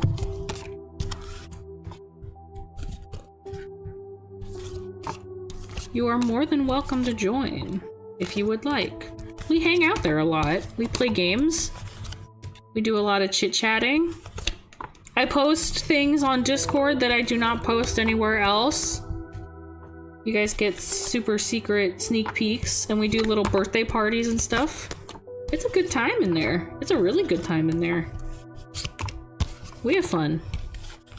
And we annoy June and VC. Yes, you do that. Good evening, June. Good evening, chat. Good evening, Tactical. Welcome to the stream. Hello, hello. Good to see you.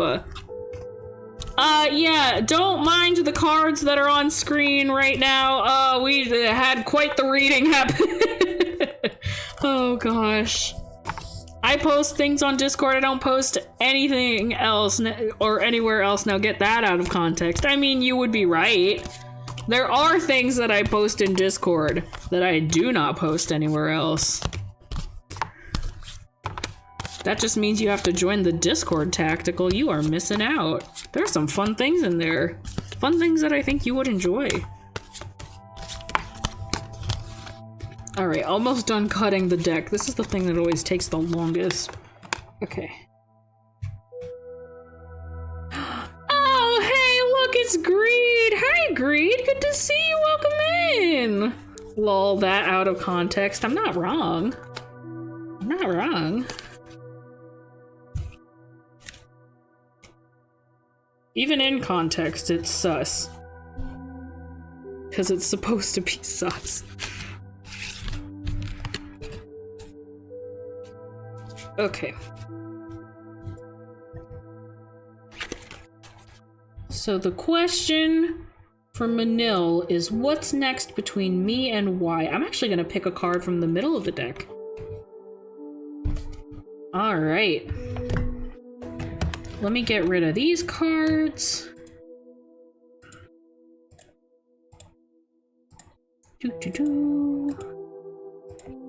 And then y'all will have to give me just a moment. Yes, I'm gonna go get water.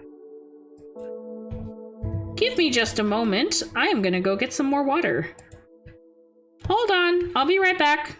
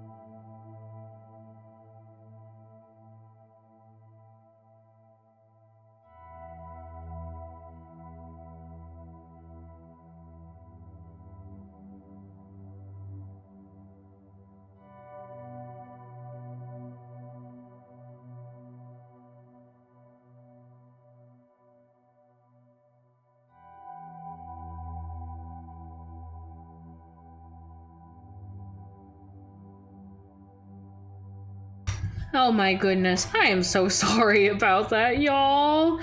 I didn't even know he had an upset tummy today. I had no idea.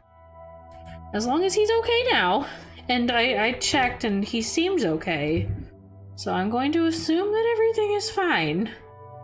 I'm going to assume that everything's fine. Okay. Anyway.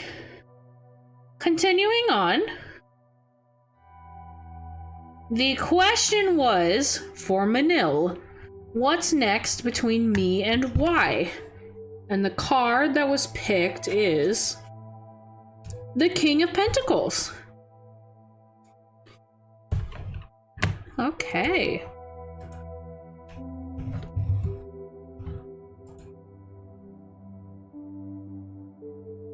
Let's see. Pentacles. King.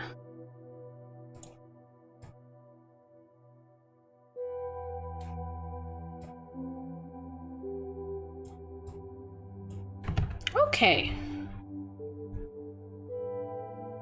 Let's see. King of Pentacles. No, not reversed. Why do you get stuck like that?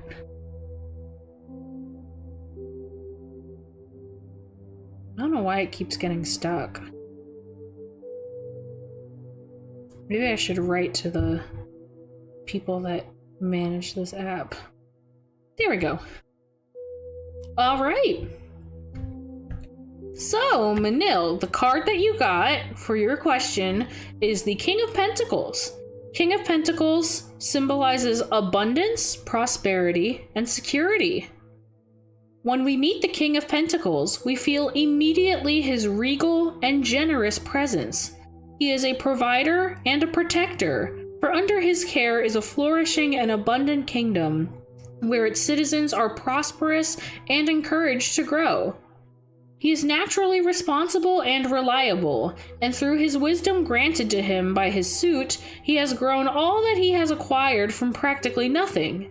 To see him in the cards is to envision success, one that was won by earnest work.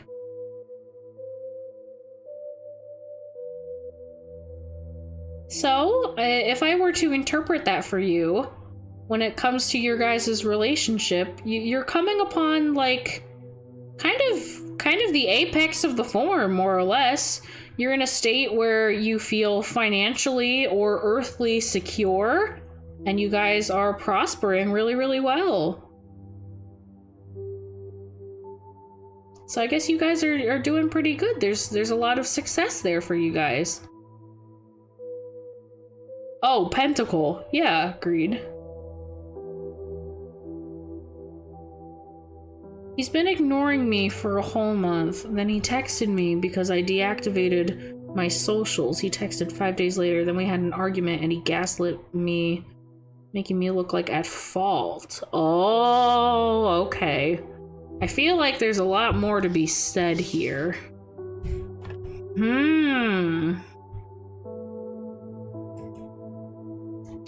I don't think this was really the right card then.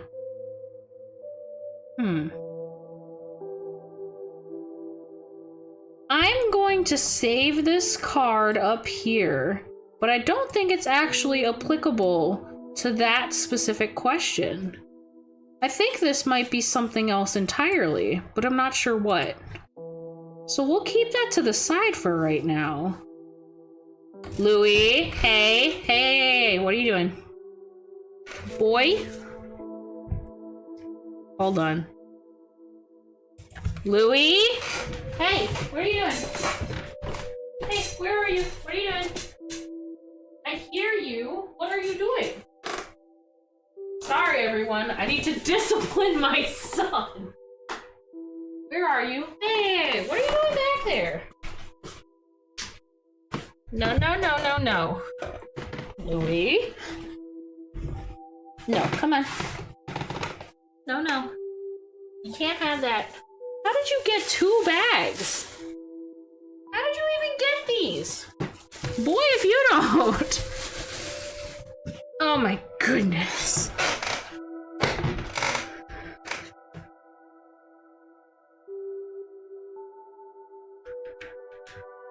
Okay, am I good now? I'm going to assume I'm good now. Oh, goodness.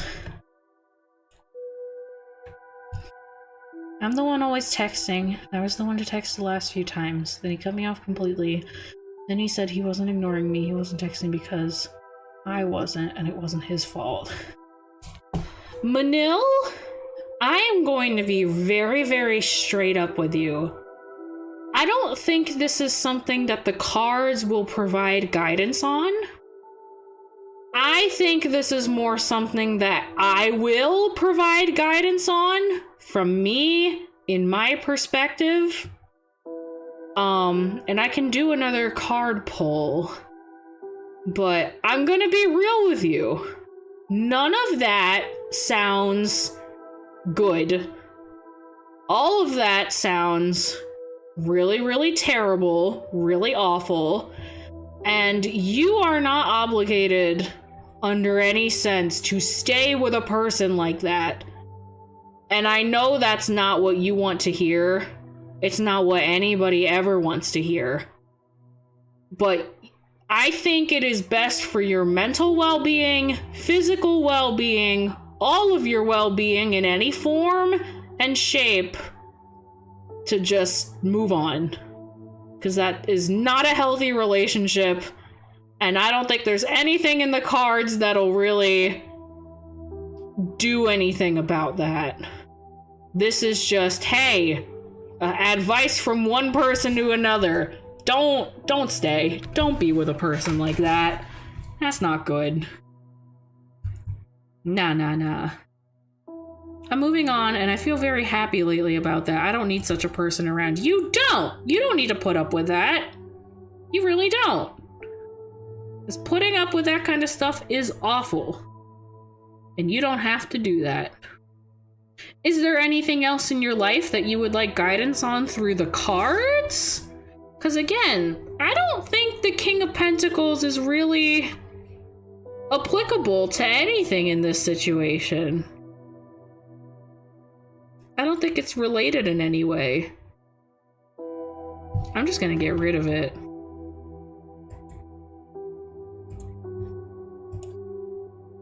And we're not gonna worry about that. It's a good card, but I don't think it has anything to do with anything. I don't think there's anything else that's been bothering me other than it. Okay. That's alright. But I'm glad that, you know, I can at least give you advice. I will always be the girl that hears anything happen in any relationship ever, and I'm like, have you thought about breaking up with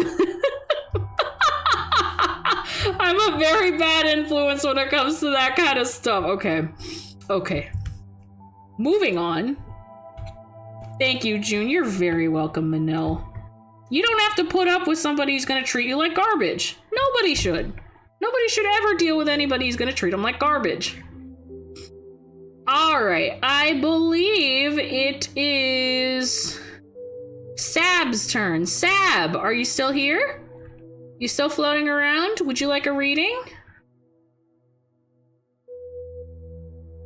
Totally up to you if you're still here or not. I can do a reading for you. I know you requested it.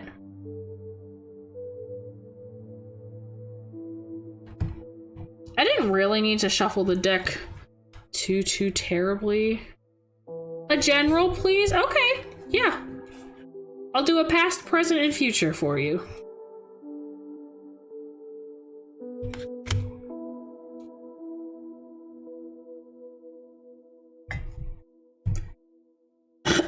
Excuse me. What's even funnier is he's asking for someone to care for him, but when I do, he treats me this way. Yeah. Nah, you don't need that negativity in your life. Okay. So, your past is the Lovers reversed. Your present is the Fool. And your future is the Ace of Swords reversed. Ooh. Some of these cards really want to talk a lot today. Alright. Also, 2 major arcana in a simple spread. Interesting. Okay, so the Lovers.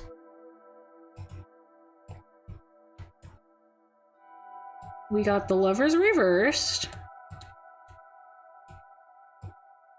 So that's representing your past.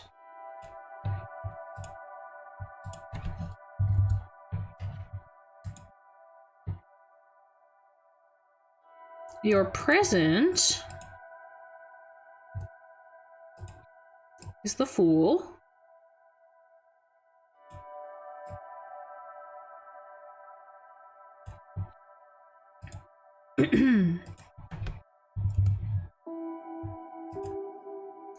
And then your future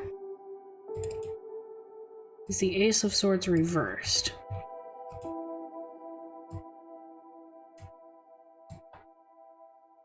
I'm surprised how many of these cards are repeats from other readings. Especially with how much I've been shuffling this deck. It's crazy. Alright. Starting with your past. The Lovers Reversed. The Lovers Reversed symbolize loss of balance, one-sidedness, and disharmony. When the union of the lovers is reversed, there is a disrupt, a disconnection from the other. The perfect balance embodied by the pair is somehow broken. One partner is taking too much or dominating. What parts in your relationships do you find there is an uneven flow of give and take? What can you do to correct that balance? So that's your past. Your present is the Fool. The Fool symbolizes innocence, new beginnings, and free spirit. The Fool embarks on his journey towards the unknown. A blank slate, he represents the archetype of the unformed, unmolded self who has the potential to become all things. You hold with you that potential, the torch that guides your path into the world, and your innocence makes you fearless. With curiosity and excitement, the Fool springs forward with haste. Where will your journey lead you?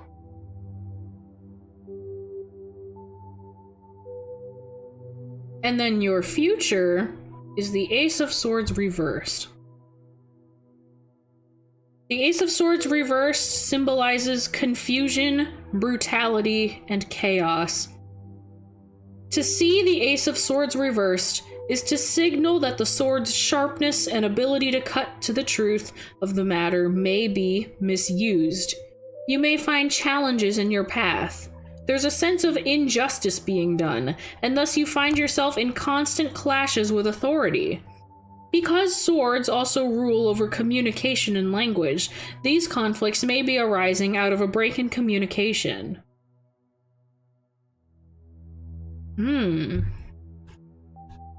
So if I were to interpret this for you, your past shows previously that you might have had disconnection from somebody, or disconnection in some way, shape, or form in like whether it's a romantic relationship or not, and you've decided that that no longer serves you. So now you are in the position of the Fool, where everything is freely available to you. You are not tied down to the bonds of being in one way or shape, and you're free to pursue whatever it is that you are going to pursue. It's like the card of new beginnings, kind of. But with those new beginnings, you should be aware of the danger that comes with the Ace of Swords reversed, where it talks about the challenges of dealing with the truth. So you might find yourself in lots of clashes, some chaos, some confusion, and a lot of it deals with either others in a position of authority or over communication. So be sure that, I guess, as you go forth into your future with so many doors open to you, with this card of new beginnings in the Fool, that you really take the time to be diligent with your communication with others. That you can, sometimes it'll be really confusing and almost chaotic, and just like how strong the truth can be evident in the words that others say. So I would suggest, being as patient as you can with others and not jumping to conclusions, and just being thorough and taking the time to be thorough, especially when it comes to communicating with others. That's probably the best conclusion that I can draw from the cards for you. And if you need any more clarity on this, I'm more than happy to draw another card or two for you. Is that good, Sab? I'm gonna get another sip of water.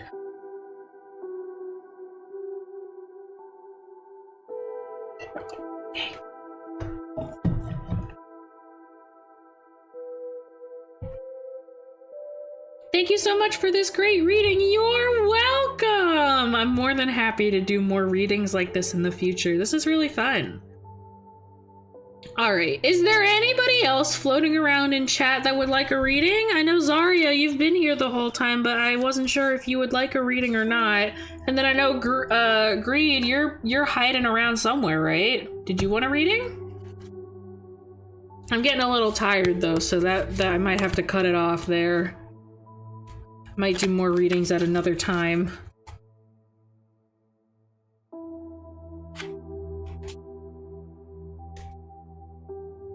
I'm planning to pursue law after finishing college. Maybe this is related to the Fool and the Ace of Swords. Oh, yes, especially if it's gonna be, like, law stuff. Law stuff is confusing, but all of it deals with, like, the truth and almost the brutality of the truth. So really being thorough with that and making sure that your communication is clear and concise and compassionate, most of all, for others. Because that's a lot. It's a lot. Yes, please. All right, Zario. Do you have a specific question that you would like answered with guidance from the cards, or do you want a general reading? Also, Greed, are you still here? Did you want a reading? I want to know before I wrap up after this.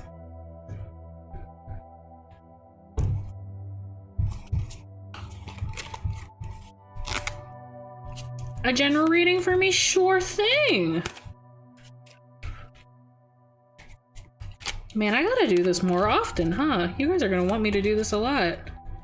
Yes, that's true. Got that. Thank you again and have a nice day and night. You too, Sab. Thank you for stopping by.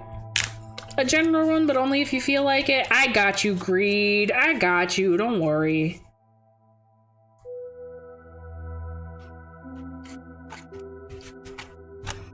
I'm gonna get a little lazy in my card shuffling, but don't mind me.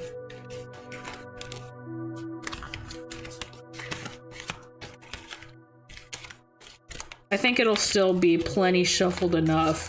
I'm overkill when it comes to shuffling. But even with how overkill I've been, there's been like 2 or 3 cards that keep popping up anyway. So like, maybe it doesn't freaking matter. The cards that have already been picked keep showing up anyway. It doesn't matter. Doesn't matter how much I shuffle. They're like, hi, I'm here. Hello, it's me. Don't get rid of me. Please, I want to be here. That's what my cards sound like in my head, I guess. Sound like a maniac. Why do you guys stick around and watch me again? Oh gosh, I don't know why you guys stick around sometimes, but you know, I can't complain. I like having you guys here. It's like having more interesting voices inside my head instead of just the ones that I always talk to. Alright, Zario, I am doing a past, present, and future reading. Just a normal 3-card spread.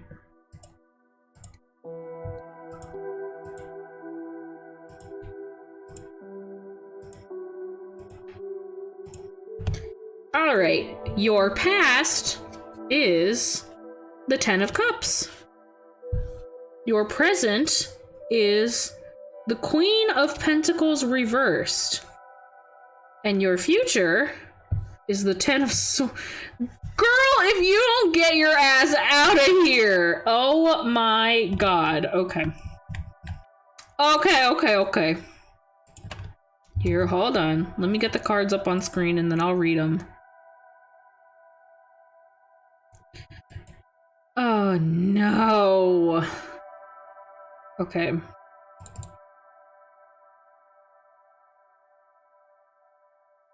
10 of Cups. 10 of Cups. We like the Ten of Cups. Ten of Cups is good. I wish Ten of Cups was the future card. That would have been nice. That would have been great. That would have been fun and funky fresh. This one's another really brutal one. I am so sorry, Zario. This one is youch, youch, youch.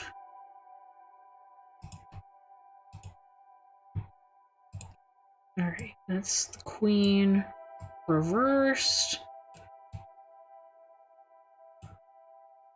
I'm sorry, Zario! I'm not in control of this. I am not in control of this. This is just... These are the cards that wanted to talk! Why are you back? Get out of here. Why are you back? I need you to go away. Ten of Swords.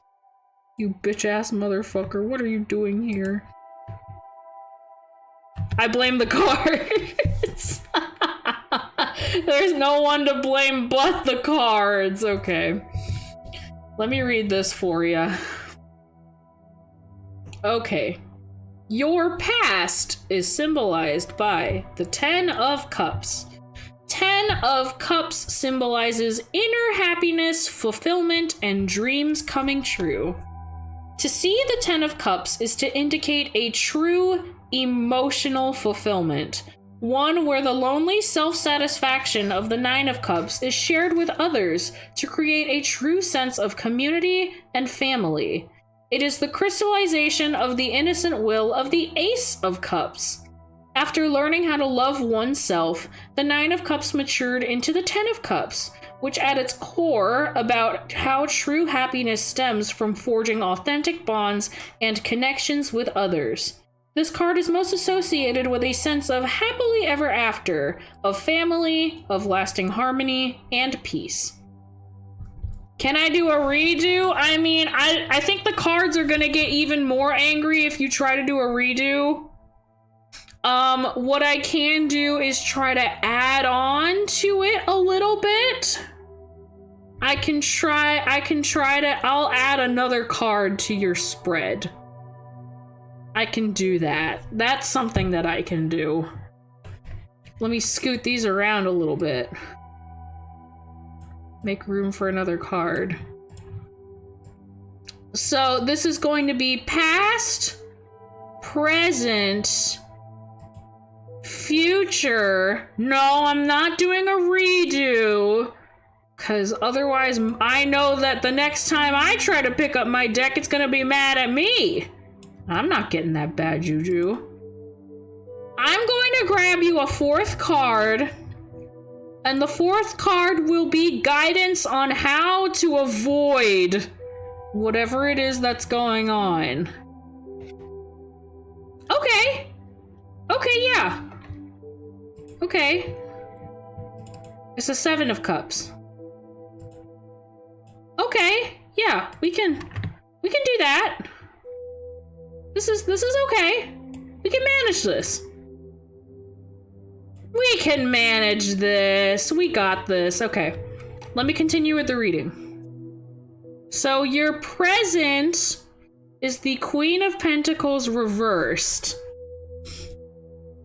Okay. The Queen of Pentacles reversed symbolizes self-centeredness, jealousy, and smothering. When the Queen of Pentacles becomes disconnected with the energy of her suit, she can become someone who is completely self-absorbed. Gone is the upright generosity in her suit. She can be selfish and even envious when others' successes seem greater than hers. Upright, her home is usually a sanctuary for her guests, but reversed, it may instead be slovenly. She loses the ability to take care of herself and her surroundings. Her focus on the material may manifest negatively, making her greedy, and yet lacking in her sense of duty and capability.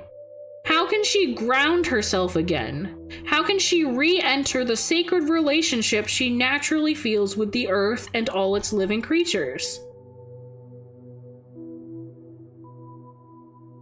Okay. So that was your present. Your future is the Ten of Swords. The Ten of Swords symbolizes failure, collapse, and defeat.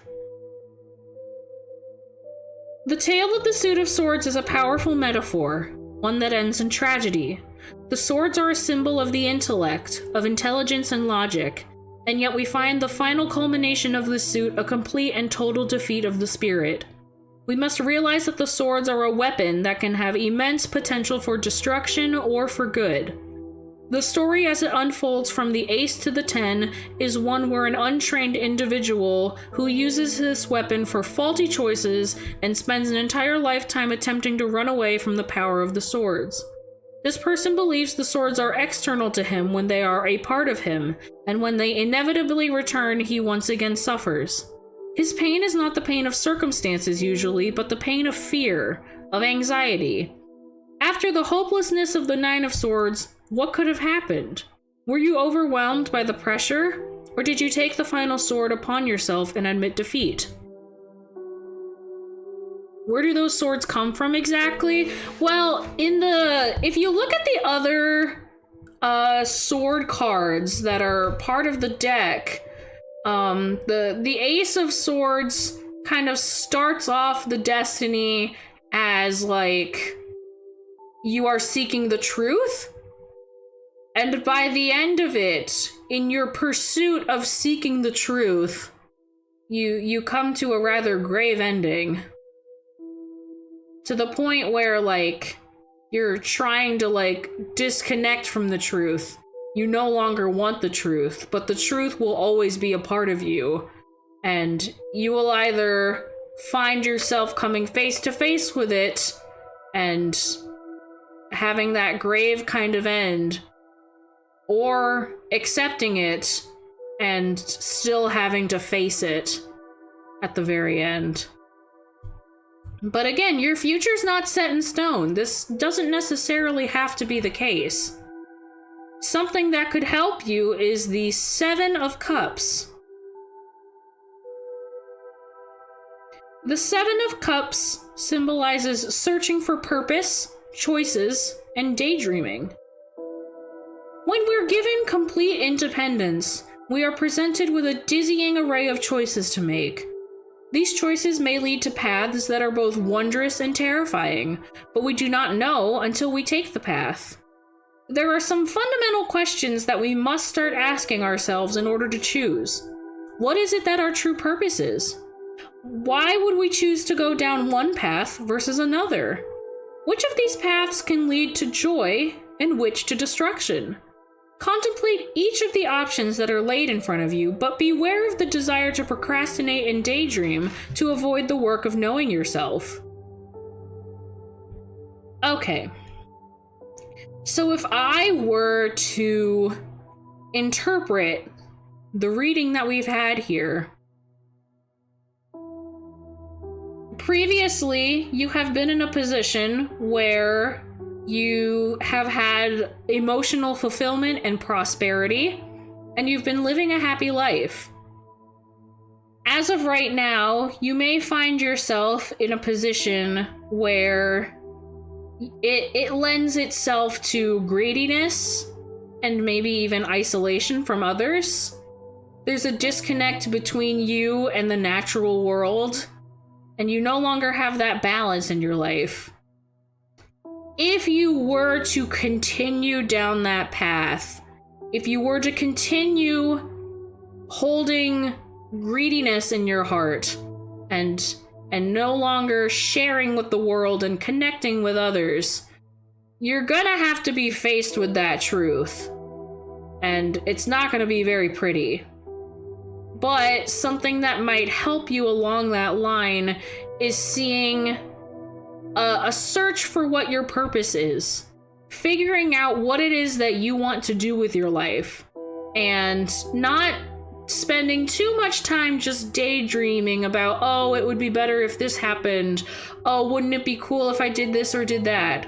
But instead, dedicating yourself to something, making that choice, and then striving for that purpose in your life. And that'll prevent you from staying stagnant, from staying in that state of disconnect with others. So then you won't be faced with that horrible, horrible truth that you don't have to resign yourself to that. There are other options out there, and you just need to seek them out and figure out what your options are. And figure out, what is it that my purpose is? What is it that I care about intrinsically? What do I care about doing? What do I like doing? What do I find enjoyment from doing? Things like that. If I chose the wrong path the first time, I blame myself. I should have chose a second option. Oh well, it is what it is. Well, again, things are never set in stone, and you're able to change your mind and make decisions and effectively fix whatever it is that's happened. There are things that you can do to, like, change and to do whatever it is that you want to become better. It's just a matter of figuring out what are your options. I think that's what the cards are trying to guide you towards. 'Cause you know what it's like to be emotionally fulfilled and to be in that place where everything is harmonious. But, you know, something has shifted since then, and you've been clinging on to the wrong things, and you've been doting on things that may or may not really matter too much. So instead, I think it's time for you to kind of pop your head out, take a nice breath of fresh air, and see that there are so many other options available to you, that you are able to do so much else. Like what? Well, I don't know if I'm really the one to tell you what. I feel like this is something that you might have to think over for a little while, and it'll take a while for you to process. And you kind of have to figure out what your options are first.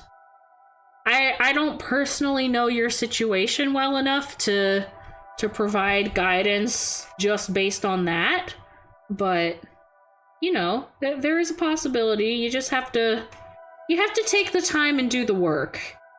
And there's not much that I can personally do than try to, like, I'm just imploring you to take some personal time and really reassess your values.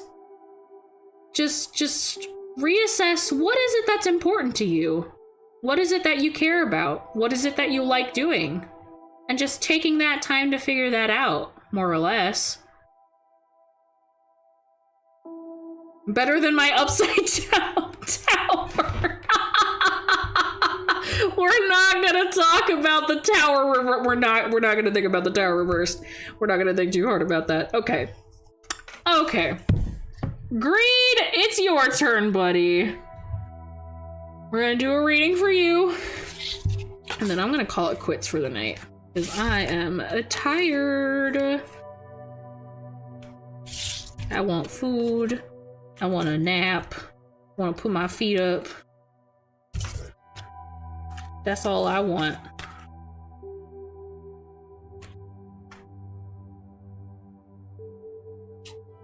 But yeah, I can make this a more consistent thing that I do as like a live stream. I might do this like once a month. I feel like that's pretty good. Do a tarot reading stream once a month.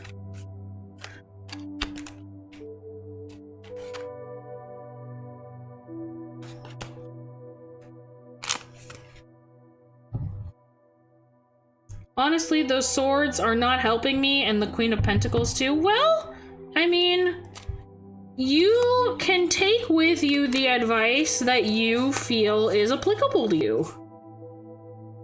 I personally feel like all of it works together to create kind of a really good reading. Because it's not just about, like, the positive cards that you get. It's about finding guidance in order to avoid negative stuff. And sometimes, in order to avoid the negative stuff, you have to at least think about and talk about and kind of face the negative stuff. It's not what anybody wants to hear. Nobody wants to have to hear this. But sometimes, like, if you go your whole life without ever trying to address negative stuff, it's gonna catch up to you whether you want it to or not. And I would rather it show up in a card reading and try to give you guidance and clarity than you just living your life and then suddenly being hit with something really, really bad. You know, it's important to have that balance. It's scary, trust me. A lot of the times when I do personal readings for myself, it can get really scary. And it can get really sad. It can get really emotional. I've had lots of readings, personal readings. Now, this is just me speaking about me. I'm an extremely spiritual person, so when I do readings for myself, I really connect with everything that's going on. And almost every time I end up crying because there is some form or another that is connecting with me that makes a very strong spiritual and emotional connection, whether it's positive or negative. And I end up crying a lot whenever I do like personal tarot readings for myself. Because again, whenever I do tarot readings for myself, it's never just, oh, I just want to take a little peek. I am at a point where I cannot turn to friends or family.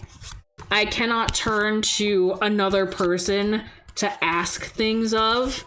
This is solely between me and my energy in the universe. And I know I sound like a hippie, but I get to that point sometimes where it's like, I have no one else to turn to. Nobody else understands the way that I need to be helped. So I turn to the cards, and it's an extremely emotional experience for me. And that's okay. It doesn't have to be a super emotional experience. It's okay if it's casual. But I know for me personally, whenever I need guidance, I go to these cards, and it's a very, very important thing to me. And I take it very seriously. I take it extremely seriously. Nice model. Well, thank you, King. Not me just being mushy, ushy, gushy, talking about my spirituality on stream. But I am a cute anime girl, so you know, I guess it's warranted. That's fine. Greed, you're still here, right? You still floating around, right? You want your reading? I want to make sure you're still here. I'm going to assume that you're still here. You're just floating around in the ether? Because if not, I'm going to wrap up stream. Final call for... Okay, there you are. I kind of figured you were still here. I will do a 3-card pull for you of past, present, and future. Past, present, future. I'm hoping we see some new faces on this. I'm really hoping that we would get justice or something to pop up. Or the star, or the sun. But nope. We got death. We got the towers. We got the 10 of swords. The vibes are awful. Okay. Your past is the 3 of Wands reversed. Your present is the Devil. That's a card. And your future is the 9 of Swords reversed. Okay. Okay, we can figure this out. Okay. Hold on a damn minute. Wands.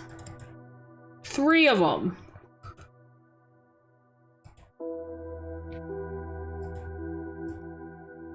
Then we'll do reverse.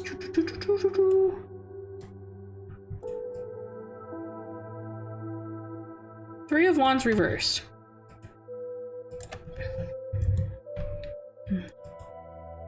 And then we have Shadow. It's me, the devil. I'm sorry. The fucking Sonic redubs. Chronic and I were just talking about that the other day. Sorry.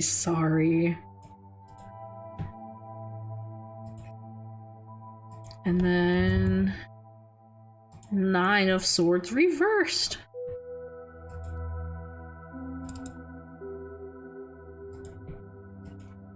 Oh, this is the card that everyone clowns on because they see the picture of it and they're like, why is this dude crying when he's got 9 swords in his bedroom? Everyone always makes fun of this card. I think it's very funny. Just the design of it is kind of funny. Okay. Okay. So we start with your past. The 3 of Wands reversed. The 3 of Wands symbolizes obstacles, delays, and frustration. Following the dilemma of the 2 of Wands, you have finally made your commitment to push forward in a new venture. You've made plans, you're building pieces bit by bit, but this has been much more frustrating than you had anticipated. Setbacks and obstacles that you could not have foreseen have riddled the path to where you currently stand. You must relax. Your ambition is burning. These are most likely temporary. Have patience and a bit of forgiveness for yourself as well. When you go down unmarked territory, you're bound to face some mistakes. Only take heed and remember the lessons for your next round of adventure. So I'm the only one who got the 4th card, huh? I mean, you're the only one that, like, I saw the future and I was like, well, it would be nice to have some guidance at the very least. I did that out of the kindness of my heart. Okay. Your present. No, not the Hermit. No, not revert. This darn app. I swear.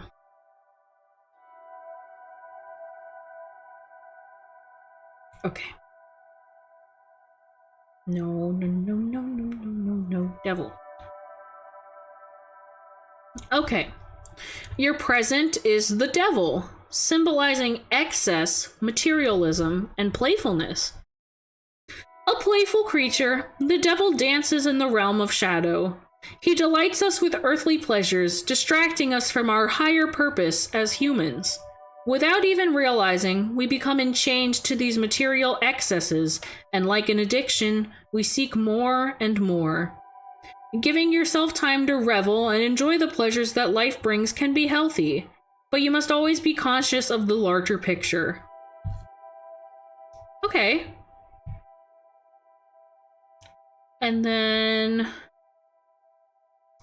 the last one, your future, is 9 of Swords reversed. 9 of Swords reversed symbolizes hope, reaching out, and despair. To come across the 9 of Swords reversed still signals something similar to the upright version, that you may find yourself being terrorized by nightmares, by anxiety and stress.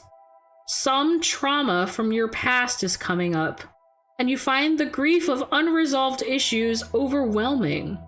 But here, we also see hope, for the hand is reaching upward and out, signaling at least the desire to leave this nightmare. You must understand that this suffering will not cease until you yourself put in the effort to leave it. There is much work that you must do to drag yourself towards release, but just as you have a ways out, you must understand that you can still fall deeper into despair. Your job is to avoid that outcome. If you push forward, you may find yourself out, but if you do not, you may find yourself sinking deeper. Okay. So if I were to interpret your cards as best I can, in your past, you have dealt with hardship that stems from frustration. You have overcome those obstacles and learned to be patient, because all of those issues that you've had in your past have been rather fleeting. And you're able to manage those now. Where you are presently, you have been enjoying the splendors of life, all of the material goods that come with being alive. But it's good to know that, you know, you can have all of those things that you like to have in moderation in order to avoid materialism and excess. And with your future, again, as the description states, there is something that is really bothering you right now, and it's not an easy thing to go through. But at least right where you are, there's the desire to want things to change. You don't want to be stuck in that loop forever of just being more and more traumatized by whatever it is that happened in your past that you want to get out of. And as long as you have to put in a lot of effort for this, and I can't imagine that what it is will ever be easy for you. But if you don't put in the effort towards trying to make things better, digging yourself out of that pit, you're gonna find yourself sinking deeper. And, you know, I don't want that to happen to you. So it's gonna take a lot of effort. It's gonna take a lot of mental fortitude. And I would also recommend not having to do it alone. Because nothing that this card symbolizes could possibly be easy or manageable to do alone. So even though you've been aware that this thing has been, you know, present in your life, it's important to reach out to others right now and to try and get the help that you need, so that you don't have to keep being stuck in that endless loop of trauma and anxiety and nightmares and pain. Because, you know, you don't deserve that. And I know it's easier said than done, and I know it's not something that anybody really wants to hear, but I think it will be important for you to reach out to someone who you can really trust and try to get the help that you need. Sorry if that's, you know, a little Debbie Downer of me to read for you. I know, again, it's not something that anybody really wants to hear, but maybe this is something that you really needed to hear. Maybe this can, you know, help you get to where you want to get to. I really hope that this helps for you, Greed.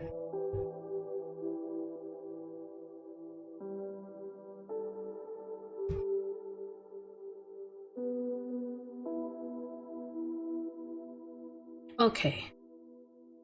I think with that, I know it's not a very good closing energy, but I hope with that, it can help you find the help that you need and get you to the place where you need to be. And I am going to put my cards away, get all cleaned up, and be off. Ooh. Again, I know that was a lot. That energy got kind of heavy at the end. Not that it wasn't already heavy at some points, but gosh. That card is really a wake-up call card, in my opinion. Whenever I see it, it's just like it's like an oh shit card. But like, it's like seconds before disaster. It's like a you need to take this seriously card. I always feel that way about certain cards like the Nine of Swords or certain like major arcana. Like again, the Tower. The Tower shows up and you're like, oh shit. And it's, you know, again, the wake-up call ones.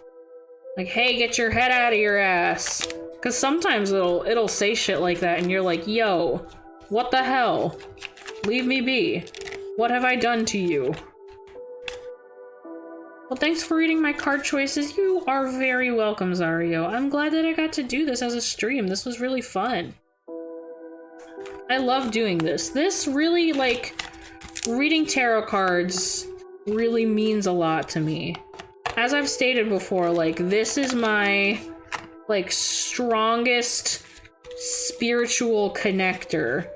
I know for some people it's gemstones. For some people it's meditation. For others it might be like through horoscopes, through astrology. But I think for me, the thing that provides me the most guidance and the strongest spiritual connection has always been and always will be tarot cards. I take it very seriously. I really, really do. Because it means a lot to me. Ooh. Okay. But I think with that, I'm going to be a dunzo. And then I'm gonna take these guys away. And then that's about it. Whatever I'm on, it's not working out, therefore it tells me to start something else. Yeah, I think it's trying to point you in the right direction of what next to do.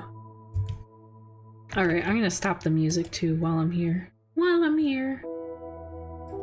Okay. There we go. Enough of that. Well, thank you guys so much for joining me for this. This was a really, really good time. I'm really, really glad that I got to do this with you guys, and it was just a really nice spiritual connector thing. And I'm glad that I got to share this with all of you guys, because it is something that I feel really strongly about and that I enjoy a lot. All right. My next stream will be on Wednesday, same time, 4 p.m. We are going to do a fun little tier list exercise. And it's the first tier list that we've gotten to do on the channel. It has been highly requested that I do a tier list, and I figured for the season, we are going to do classic Halloween monsters. So we're gonna have fun ranking a bunch of Halloween monsters. Oh gosh. But until then, I hope you have a wonderful rest of your day, your morning, your afternoon, your evening, whatever it might be, wherever you are. And I will see you guys again on Wednesday. Have a good one, guys. I'll see you later. Bye-bye. Bye-bye. Bye-bye.